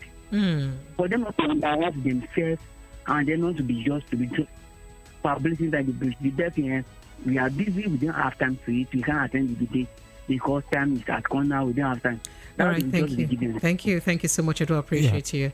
So you heard what he said? Yeah, until let me react to what he said and what the previous scholar said. Until the citizens realize that they are the employers of these leaders, then these leaders will begin to respect them. When we talk about, the previous scholar said interview, we are the interviewers through the media. They are the job seekers. Until they begin to understand that these people are the ones that are putting us in the position, and the citizens understand that, then there'll be a mindset change. Because the truth of the matter is, apart from interviews, we've had people clamor for the health status of candidates. Because the truth of the matter is, if getting a job requires me to submit myself for an health test, requires me to submit my health status, if applying for a visa requires me to run a test, then why can't we ask for health status of people that tend to actually want to lead us in the coming election? So do we just say that this may be an error from the Electoral Act? Because I'm sure that if it was part of the Electoral Act, they would ensure they obey it to the letter. Well, I won't say it is an error. I think it is the lacuna that the National Assembly will be looking at to amend and to actually put in place. Hopefully, they put those amendments in place in terms of other requirements for to actually attain public and political offices, like campaigns, town hall meetings, health, and what have you. All right, thank you. All right, let's go back to the call. Hello, good evening to you. Good evening, Thank you. Good evening. Welcome. Go ahead. Let's hear you, sir. What's your name? Where are you calling from? Then let's hear your thoughts. I'm Chinedu. I'm calling from Atiku. All right, so go ahead, Chinedu. Yeah. What I want to contribute here, you see all those our politicians. Nigeria, the member of Nigeria, I hope that they use us as a business center, because they don't care to know our feelings. They don't care anything about us. They only care what they will get from us and how they will buy our mind. Because already we are in poverty already. So we don't have any option than anything that they offer us, and they hear you. Go ahead, please. All those our politicians, they have known that even though they come town hall meeting or they not come, they have already buy the mind of people with money, because poverty is all everywhere. And they are the ones that put everybody in that poverty, so that everybody will change their mindset. All right, thank you. Thank you so much. Thank you so much. I do appreciate you. All right, remember that the full line remains 0700 903 903 903. Hello, good evening to you, sir. Hello, good evening. Hello, good evening. Good evening, our guests. Yes. I love the submission of our guests. Thank you. Citizens. Thank you very much. The highest of citizens in the world. But you didn't tell me your name, please, very quickly. The ball is in the court of the ball is in the court of citizens to select or to moderate, to say what they want to politicians. And some of them you don't need to listen. I need to listen to some of them. We need to know that's what we want. What we want is the motto of us today. Because the ball, if we don't do it, nobody will give you your rights unless you pick up your rights. So citizens should pick up their rights and know if they don't know it now, they can't know it anymore in life. You perish. So this is time for them to be. If they sell it, please choose. Know what you want. What you want is what you're going to get. If you made a mistake, nobody will say sorry to you. Thank you so much. Thank you. But you didn't tell me your name. I was waiting for you to tell me your name. Hello? All right, I lost it already. Hello, 0700 903 903 903. That's the number to call. Let's get to hear your thoughts and reaction on this conversation. Is it really compulsory or necessary for your political office holders to attend town hall meetings?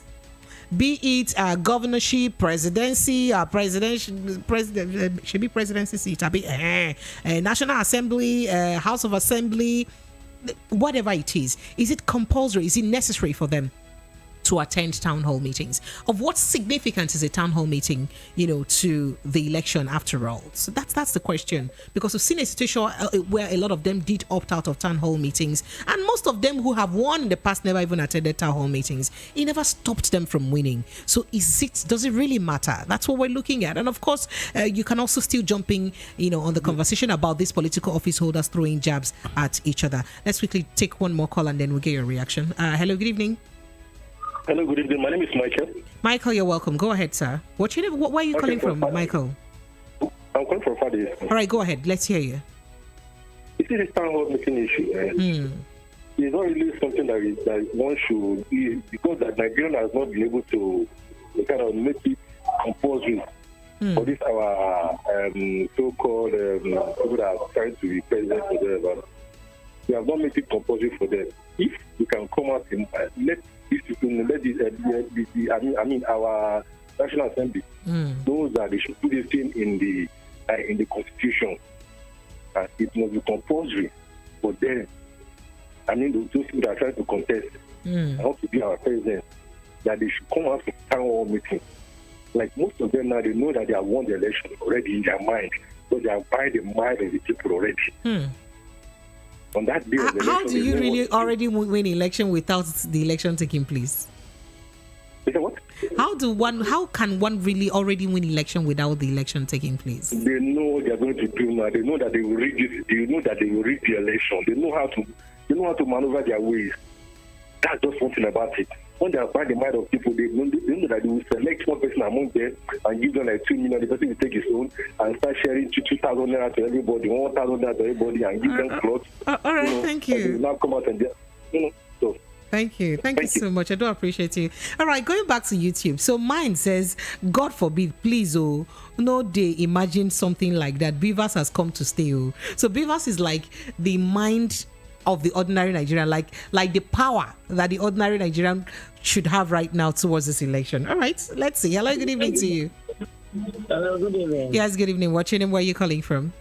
This is Comrade Collins from Alimasho. Comrade Collins, you're welcome. Very quickly, go ahead. Let's hear you. Thank you very much. You see nowadays, for the fact that Beavers is now is in the electoral act now, most politicians are afraid. You think so? Because they know that our votes will count now.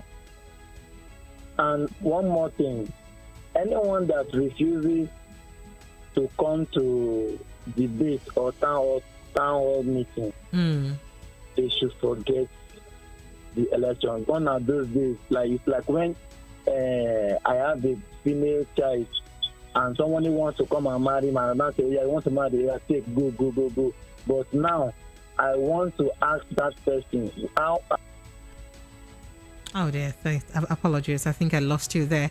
All right, Lagos. Well, so you wanted to react all along. So let's have your reaction. The thing is this: town hall meetings, most of the time, the candidate do not really see reason in attending these town hall meetings. And I'll tell you the reason why. Okay. Sometimes the town hall meetings, they feel that it's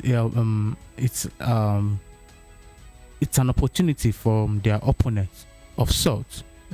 And also they feel very comfortable. Why will it be an opportunity for their opponent and not for them? It's a mindset. Is it not supposed to an opportunity for them, an opportunity for their opponent to get their loopholes, or to, let me use pidgin English, for them for wind to blow and okay, so if that is the opportunity, shouldn't you also look for an opportunity to also outsmart your opponent? So most of the time, they now believe that they have a particular number of political political party members, and those ones are good enough for them to vote for them. And that is why, if you realize, most of the time they always walk around their political parties.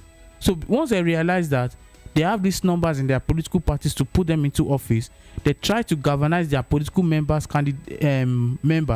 and ensure that those people come out. And that's why, if you realize, most of the time, when these political parties have issues, they always try to solve these political parties issues immediately, so that nobody will be disgruntled to go and vote for another opposition. However, as that has been said, party or town hall meetings should also not be excluded to only election period. So it shouldn't be exclusive to election period. Exclusive to election period, yes. Now the reason is this. But what's the essence of town hall meeting if I'm not vying for a political office? Anyway? Now the reason is this. Okay. When you are in office, how do you tell people what you've done? So most of the time, but Jonathan was doing that. So he was doing like this quarterly thing that he would hold that meeting like a media round. But most of the time, what they do is not the general town hall meetings. It is meetings that favors them. Let's put it in the context. They make sure that these meetings are meetings around their friends, their cronies, their party members. They're not meetings that you could call maybe a particular TV station or a radio station to hold it independently. But in fairness, I think President Goodluck Jonathan used to do that in association with, I think it was AIT and NTA together. Jonathan was doing and he used to open phone lines for calls. Jonathan was doing it at the tail end of his administration when it was looking like he was going to lose the election. Oh, wow. And that was when he started doing that. But that being said, most of the political office holders today do this post office town hall meetings. But what they do is they do it amongst their political party. So you see them just saying, "Oh, there's a town hall meeting," and this is so. And that day you see all of them wear Ashwebi or wear the political party T-shirt. It's not open to the public in the real sense. So by that time, maybe a legislator who is representing a particular local government now decide to say, okay, he's holding a town meeting to give the track record of what he has done before or what he has done in the past few days or few months being in office and everything. And at the long run, it ends up to the fact that it is still party based, and that is what the political parties eventually do, which should not be in the real sense of it, because the political party members are not the only people that are made to vote for you. Right. Some people will not be in any political party, but want to know what needs to be that you want to do. Most Nigerians are not a member of any political party. So that's the problem, and that's what they must realize. All right. Hello. Good evening to you. Hello. Hello. Hello. Good evening. Are you there? All right, so let's quickly jump to our WhatsApp messages. Good evening, Ma. My humble opinion, Ma. The major problem we have in this country is our leaders. They have turned this great country into poverty and hardship. People barely eat 2 square meals a day. The ruling party has dragged Nigeria 10 years backward. It's really unfortunate. May God help us as election is coming up next year, I wish that all Nigerians will vote right. We all do wish that we all vote right too. So do you have your PVC? Are you willing to vote right? That's the question. So Lagos, just before we go, let me let you in on the last conversation that we have, but maybe after this call. Hello, good evening. Yeah, good evening. Yes, good evening. Thank you so much for joining us. What's your name? Where are you calling from? My name is Ken from Prayer Estate. So go ahead, Ken. All right, go ahead. Let's hear you. For me, I think the debate is already going on. Okay. In a way, for people who are open-minded, please listen to me very well. Now, they say they will not, even this one they organize among themselves. See, barrage of funny statements. You know, we have a state in Nigeria called Delta State or whatever. There's Delta State in Nigeria now. Okay, I just use that data set to get you. But did you know that there's a new one? Which one? There's a new one. Which one? You are make you know because of his speech. So what I'm saying is that things are happening. Like your guest just cracked a joke. We say when wind blow, then go see Paunash. Sorry for that. That is our not be on top of television and radio. You will talk this one. Forget that thing. This is not Nigeria. It is Nigeria, but there are things that's what they call not to be broadcast. NTBB. Ngwa, let me let you go. Your 60 seconds have reached. On that bad note that you have said that bad thing, let me let you to pack your load and go. Thank you. Bye. All right, Lagos phone lines are still open. 0700 903 903 903. This is Voice of the People FM 90.3, and we are looking at quite a couple of topics this evening. And first on our lineup of conversation, we are looking at the gbasgbos between APC and PDP presidential candidates, right? So what has been said and the response I was giving. I'll let you in on it again. But the second conversation we're having is on town hall meetings. Is it compulsory? Is it really necessary to you, the electorate, that your representatives, those who you want to vote into power, get to come to a town hall meeting for you to chat with them and ask them questions and they answer you? Is it really compulsory? Is it a big deal if they don't attend? That's the second question that we have. And the third question that we have today, all right. So the third question that we have today is as regards our money, as we hear that our national reserve, okay. So before now, we hear that Nigeria used to make as much as that NNPC used to remit 3 billion naira monthly to the National Reserve.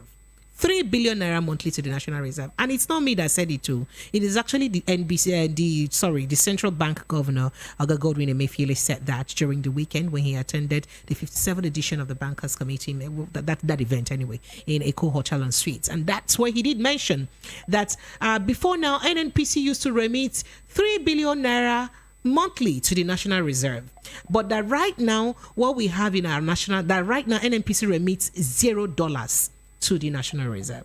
And one will be asking why?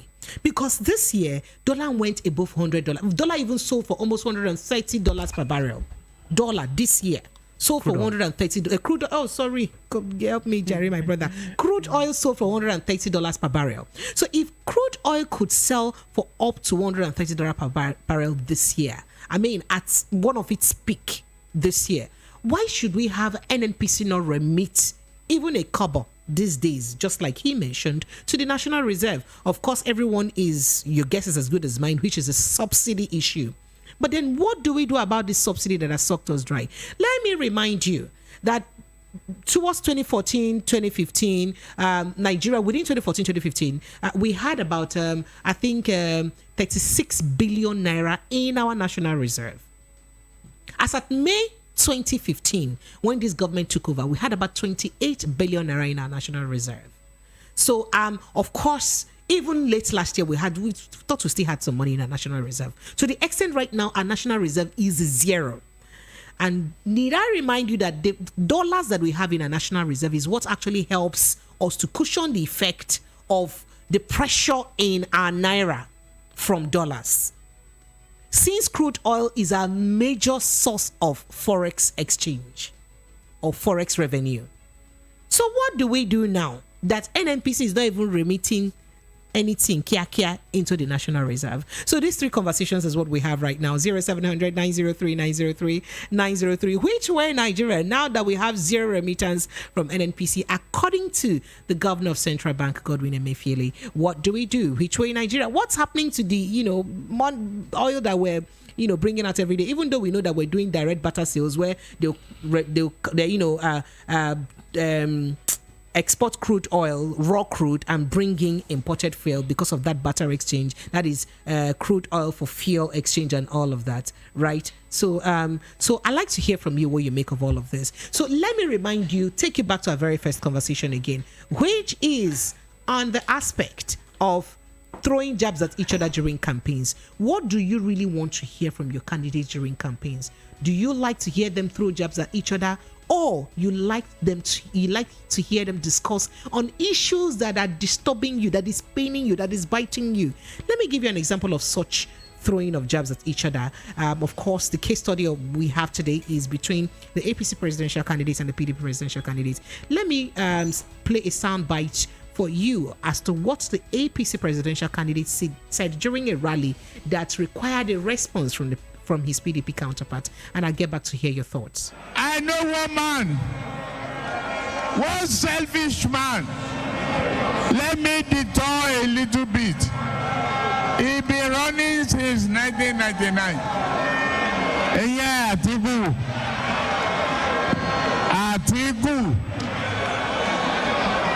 Àwọn vehicle, articulated vehicle, wọ́n gbọ́ lápapá o. Aaron Olóò lórí PDP àbí bẹ́ẹ̀ kọ́, Olóò lórí ACN àgbàlẹ̀tùn àbí bẹ́ẹ̀ kọ́. Àwọn afibi sólóore nìyẹn. Ìsọ̀wọ́ aláàbùkù afibi sólóore. Ẹ fi bò sọ fún kó lọ jókòó lé. Ẹ lọ fìbò yín, PVC yín. Ó ní kẹ́ wá fi nà lẹ́gbàá kẹ́ fi rìtáyà ẹ̀ lọ́tẹ̀. Ó lè wá PDP. Kí lẹ máa dìbò fún? Kí lẹ máa dìbò fún? Ẹ náwó yín sókè tó bá jẹ́ APC ni. Yes, you have heard that from the presidential candidate of the All Progressive Congress, APC, Bola Ahmed Tinubu, and throwing that jab there to his APC counterpart, right? All right. So, did I say APC? PDP counterpart, right? That is it. So, so let's move quickly to get his response.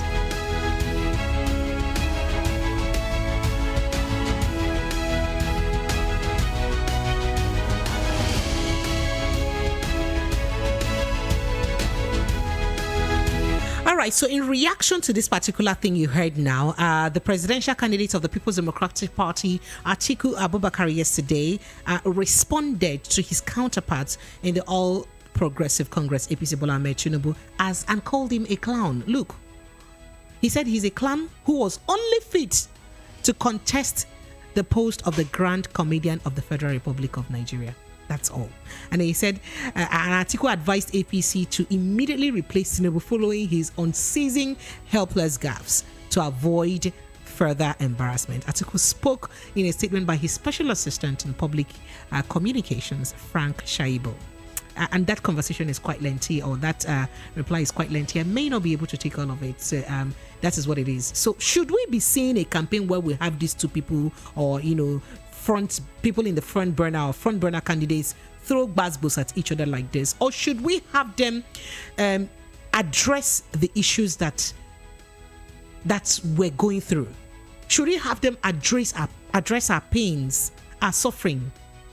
Most Nigerians, for instance, can barely have food to eat, can barely eat. We're even talking about the fact that we have had a situation where prices of goods and food items have increased astronomically, and salary remains the same, very static. Nothing has changed in salary. In fact, a couple of people have even lost their jobs, and they don't have a means of even taking care of their family. People are suffering. People don't know what they eat every day. Should we have a situation where people who we should looking forward to voting to come and take away our sorrow should be throwing jabs at each other and making jokes, and we'll like, he called this one a comedian.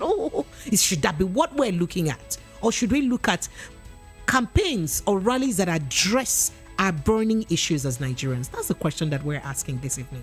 0700 903 903 903. That's the number to call. And also the issue of town hall meetings that are being shunned.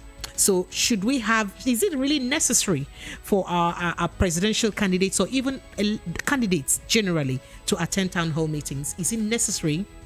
Does it really, make them electable? Does it determine how electable our candidates are if they attend town hall meetings? Is it compulsory? Because if you look at the statistics from the past, most of the people who even attended town hall meetings did not win election. Good luck, Jonathan attended town hall meeting. He did not win election. Atiku Abubakar attended town hall meeting in 2019. He did not win election. So should we? But President Buhari did not attend it 2 times, but he won election. So do we say that it looks like even attending town hall meeting is like bad omen? You will not come and win election if you attend. So should we hold them responsible for not attending election, considering what has happened in the past? That's another question. And of course, this issue that's been raised by Godwin Emefiele, the central bank governor, on the fact that NNPC is now remitting $0 to our national reserve. That's the question that we're asking. Let's take your calls, Lagos. Hello, good evening to you. Good evening. This is Obi calling from Ayobo. Obi, you're welcome. Very quickly, let's hear from you. Sometimes the thing even baffles me, you media people, it seems you are encouraging them not to even attend the town hall meeting or debate. Why? Because the way you are putting it is as if it's good, it's a good thing. You're supposed to highlight it. Even let people know the reason why they should attend all those things. To tell us what they have in stock. If you look at it, it seems they already made their mind. You look at on Saturday now, all the marketplace was closed.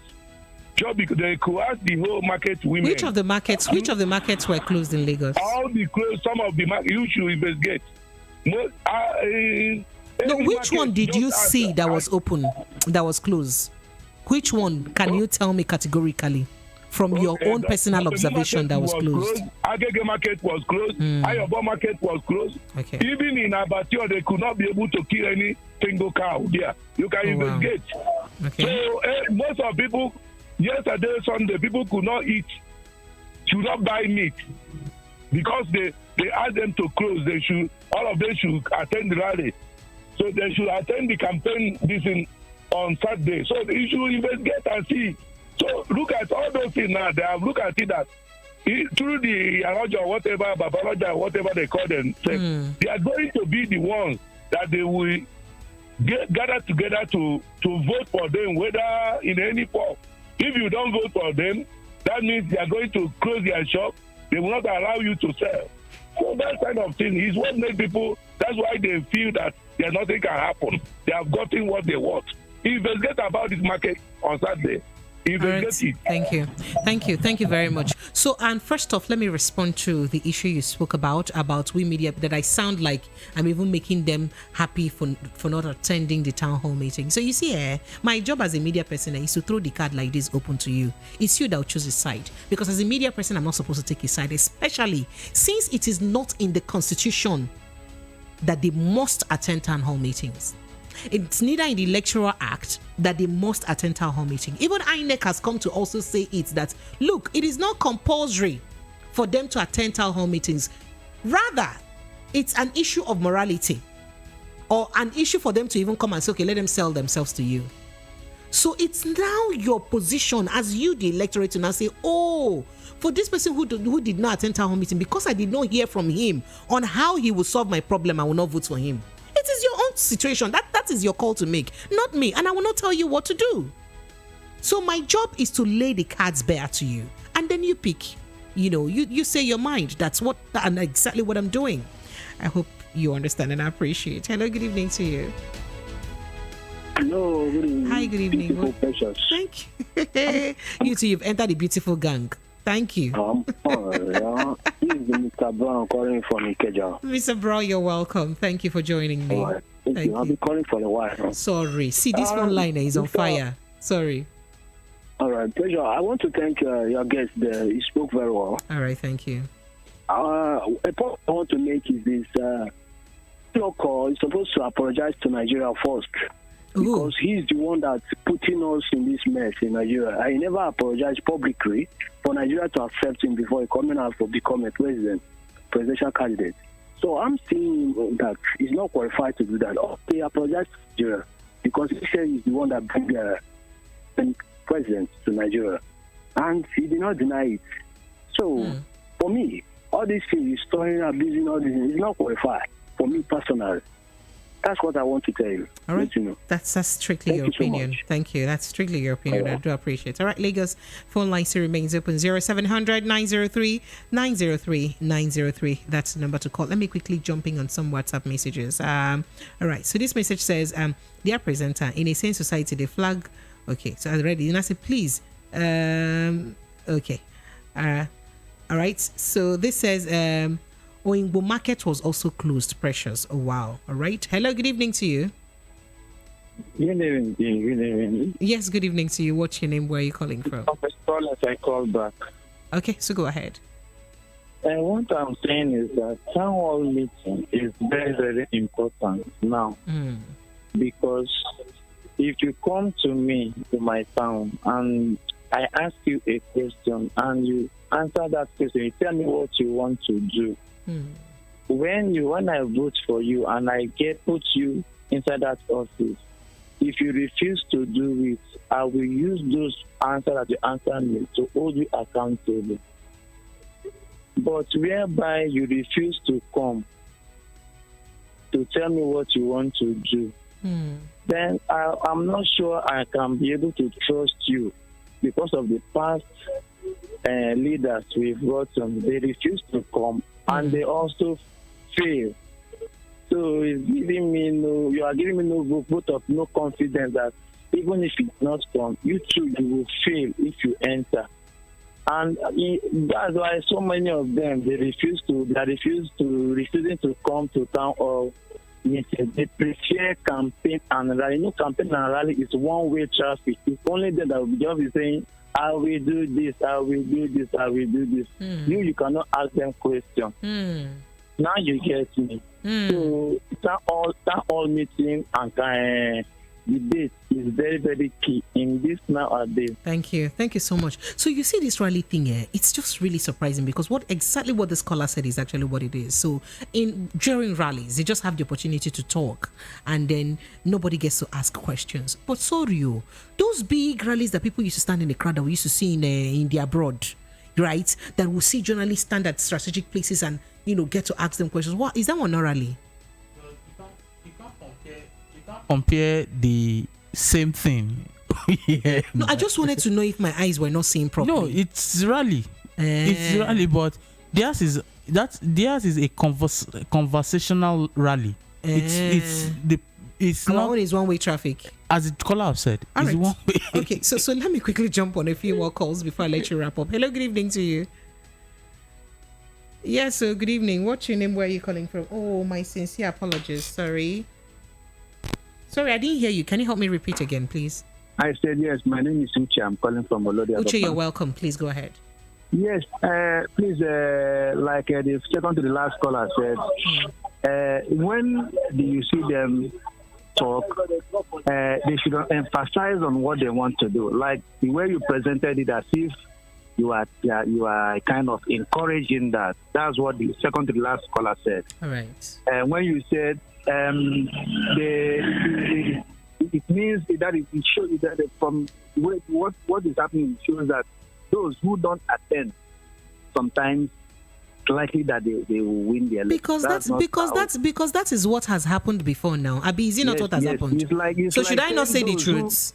Yes, that is the truth. But when, as a media person, you don't, that is my personal advice, you don't put it that way. So all right, I appreciate. So can you just go straight and make a comment? I will put it the way it is. What I stated is a fact, and is the fact that I will state. I am not going to water down the fact so that I don't make some people feel uncomfortable. Do you understand, sir? We are learning. We are learning. Thank you, sir. I appreciate. So now, this ruling party, as it stands now, they are supposed to be going around from one state to the other, apologizing to this country for what they have done against the people. That is crime against humanity.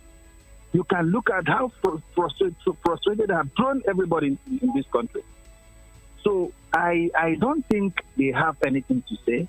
I don't think they have anything to sell to us because already they have failed already. All right, thank you. They have failed. Thank you. So that is my opinion. Thank you so very much. All right, thank you so much, sir. I do appreciate it. I move straight to WhatsApp. Did I say WhatsApp, YouTube, where I have quite a couple of reactions. So DGP Cool JP says, in Nigeria, we have strong men and weak institutions, hence the dodging of town hall meetings by those who don't have anything concrete for our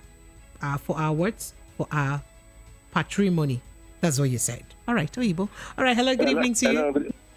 Hello, good evening. Good evening to you. Thank you. Watching and where are you calling from? Okay, my name is All is Well, calling from Lagos. All is well, my brother. Welcome. Yeah.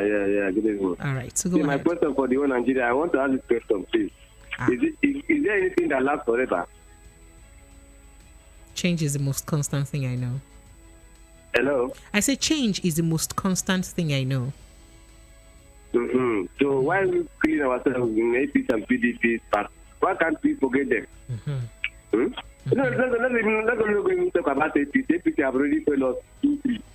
PDP have tried, but we need them to go away.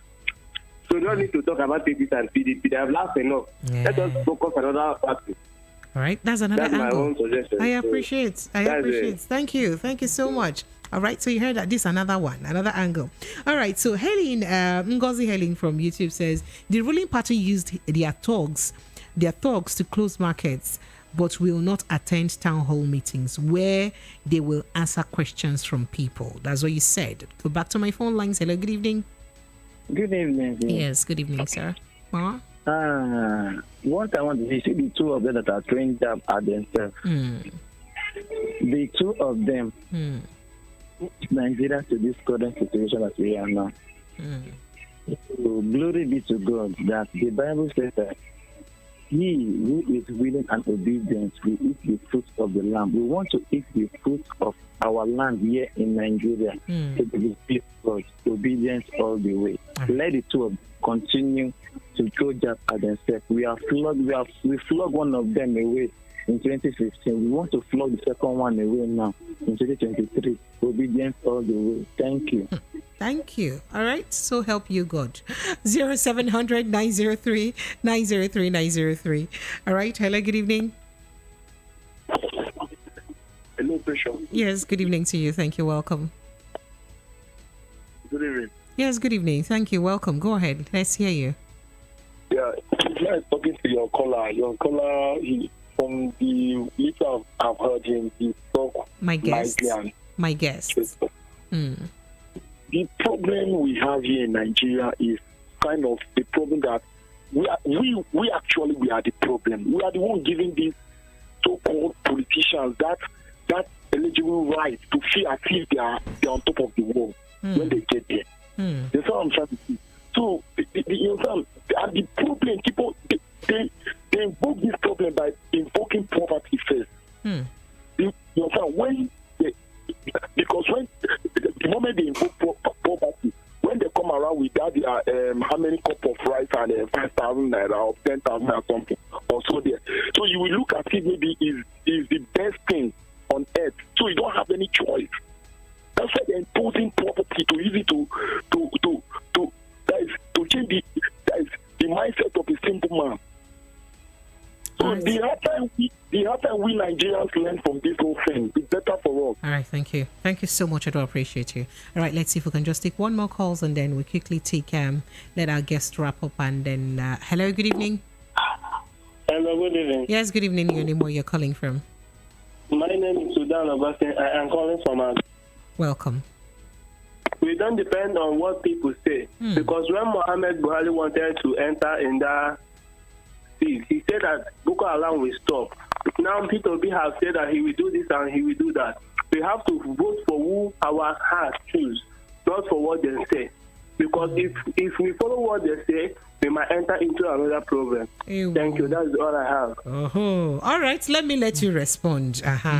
So this person said he will do this and he will do that, but he didn't do so. They don't also want to follow what people will say. Then if we will not follow what people will say, what should we now do? Well, Nigerians should consider the 2023 general election as an election for one, revamping the country, two, restructuring the country, three, an opportunity for a better life, four,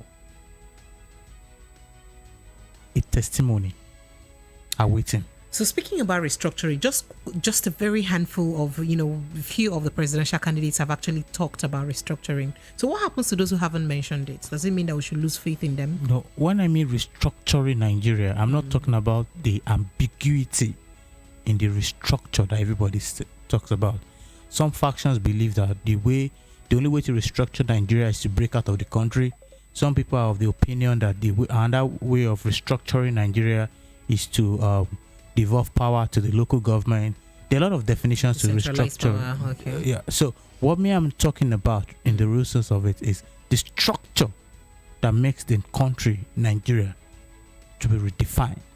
Redefining the country itself is an opportunity, and whoever we are putting in office must be responsible to those yearnings, must be responsible to ensure that the country moves from poverty to abundance, must be responsible to the yearnings of the people, where healthcare is very important and key, must be responsible to the fact that that child of nobody can become somebody without knowing anybody to become successful. Must understand that you are profiting today from what is happening. Tomorrow you will not be in office. And I'll give an example. President Olusegun Obasanjo was the president of this country for 8 years. Unfortunately, the Lagos-Ota Expressway was in a state of macabadance. And when he retired from Asorok, he went back to Abeokuta and was plying that same road.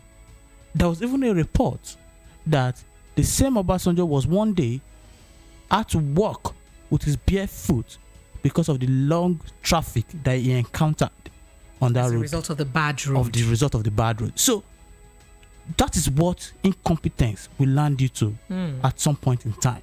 So we must understand these things, and we must also be very aware of the power we have as citizens. We hold the biggest and the highest office in the political sector in this country. And until we understand that, and that is why they know that we are very important, and that is why they are coming to meet us to buy our votes. That's why they are coming to meet us to give us money, to give us rice, to give us salt, and to give us all these things. If we're not important, they will not come. And until we begin to understand how important we are, it be like, let me speak a bit of pidgin. Nakam, just finish. It be like person where they toast babe. When you know say you be special babe, you go do shakara small. So we must begin to do shakara as citizens.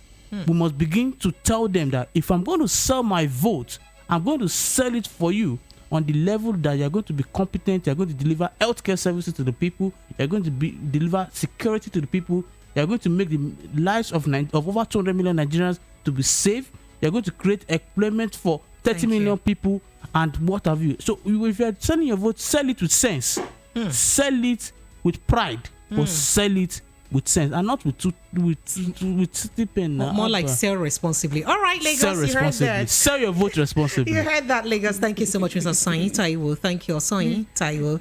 You've been quite amazing this evening. I do appreciate you taking your time and making our time to join me here in the studio. I do deeply appreciate you. Lagos, that's the size of our package this evening. Thank you to everyone who's joined us in the conversation. Thank you for your calls and your reaction. Should you want to go back and listen to this show, it's actually uploaded on our YouTube platform. Kindly just go there and then look at our live shows, and you see the one with Evening Rush, and then you go there to watch it. You can drop your comments on the comment section. It's also streamed live on Facebook, so you can actually go there, drop your comments on the comment section. My name is Precious Enyin. I join you here every day, Monday through Friday, 6:30 p.m. as it is right now, through to 9 p.m., where we get to bring out issues that you have been talking about all day on the Hot Topics. And I thank Mr. Taiwo for being, on the Hot Topic Pally this evening with us. Thank you so much for joining us. Join me on my social media handles on Instagram. I am at Precious Enyi Official. Precious is spelled the way Precious is spelled, as Precious Diamond, and Enyi is Enyi, and it means I'm your friend. I want to be your friend till the end. See you tomorrow.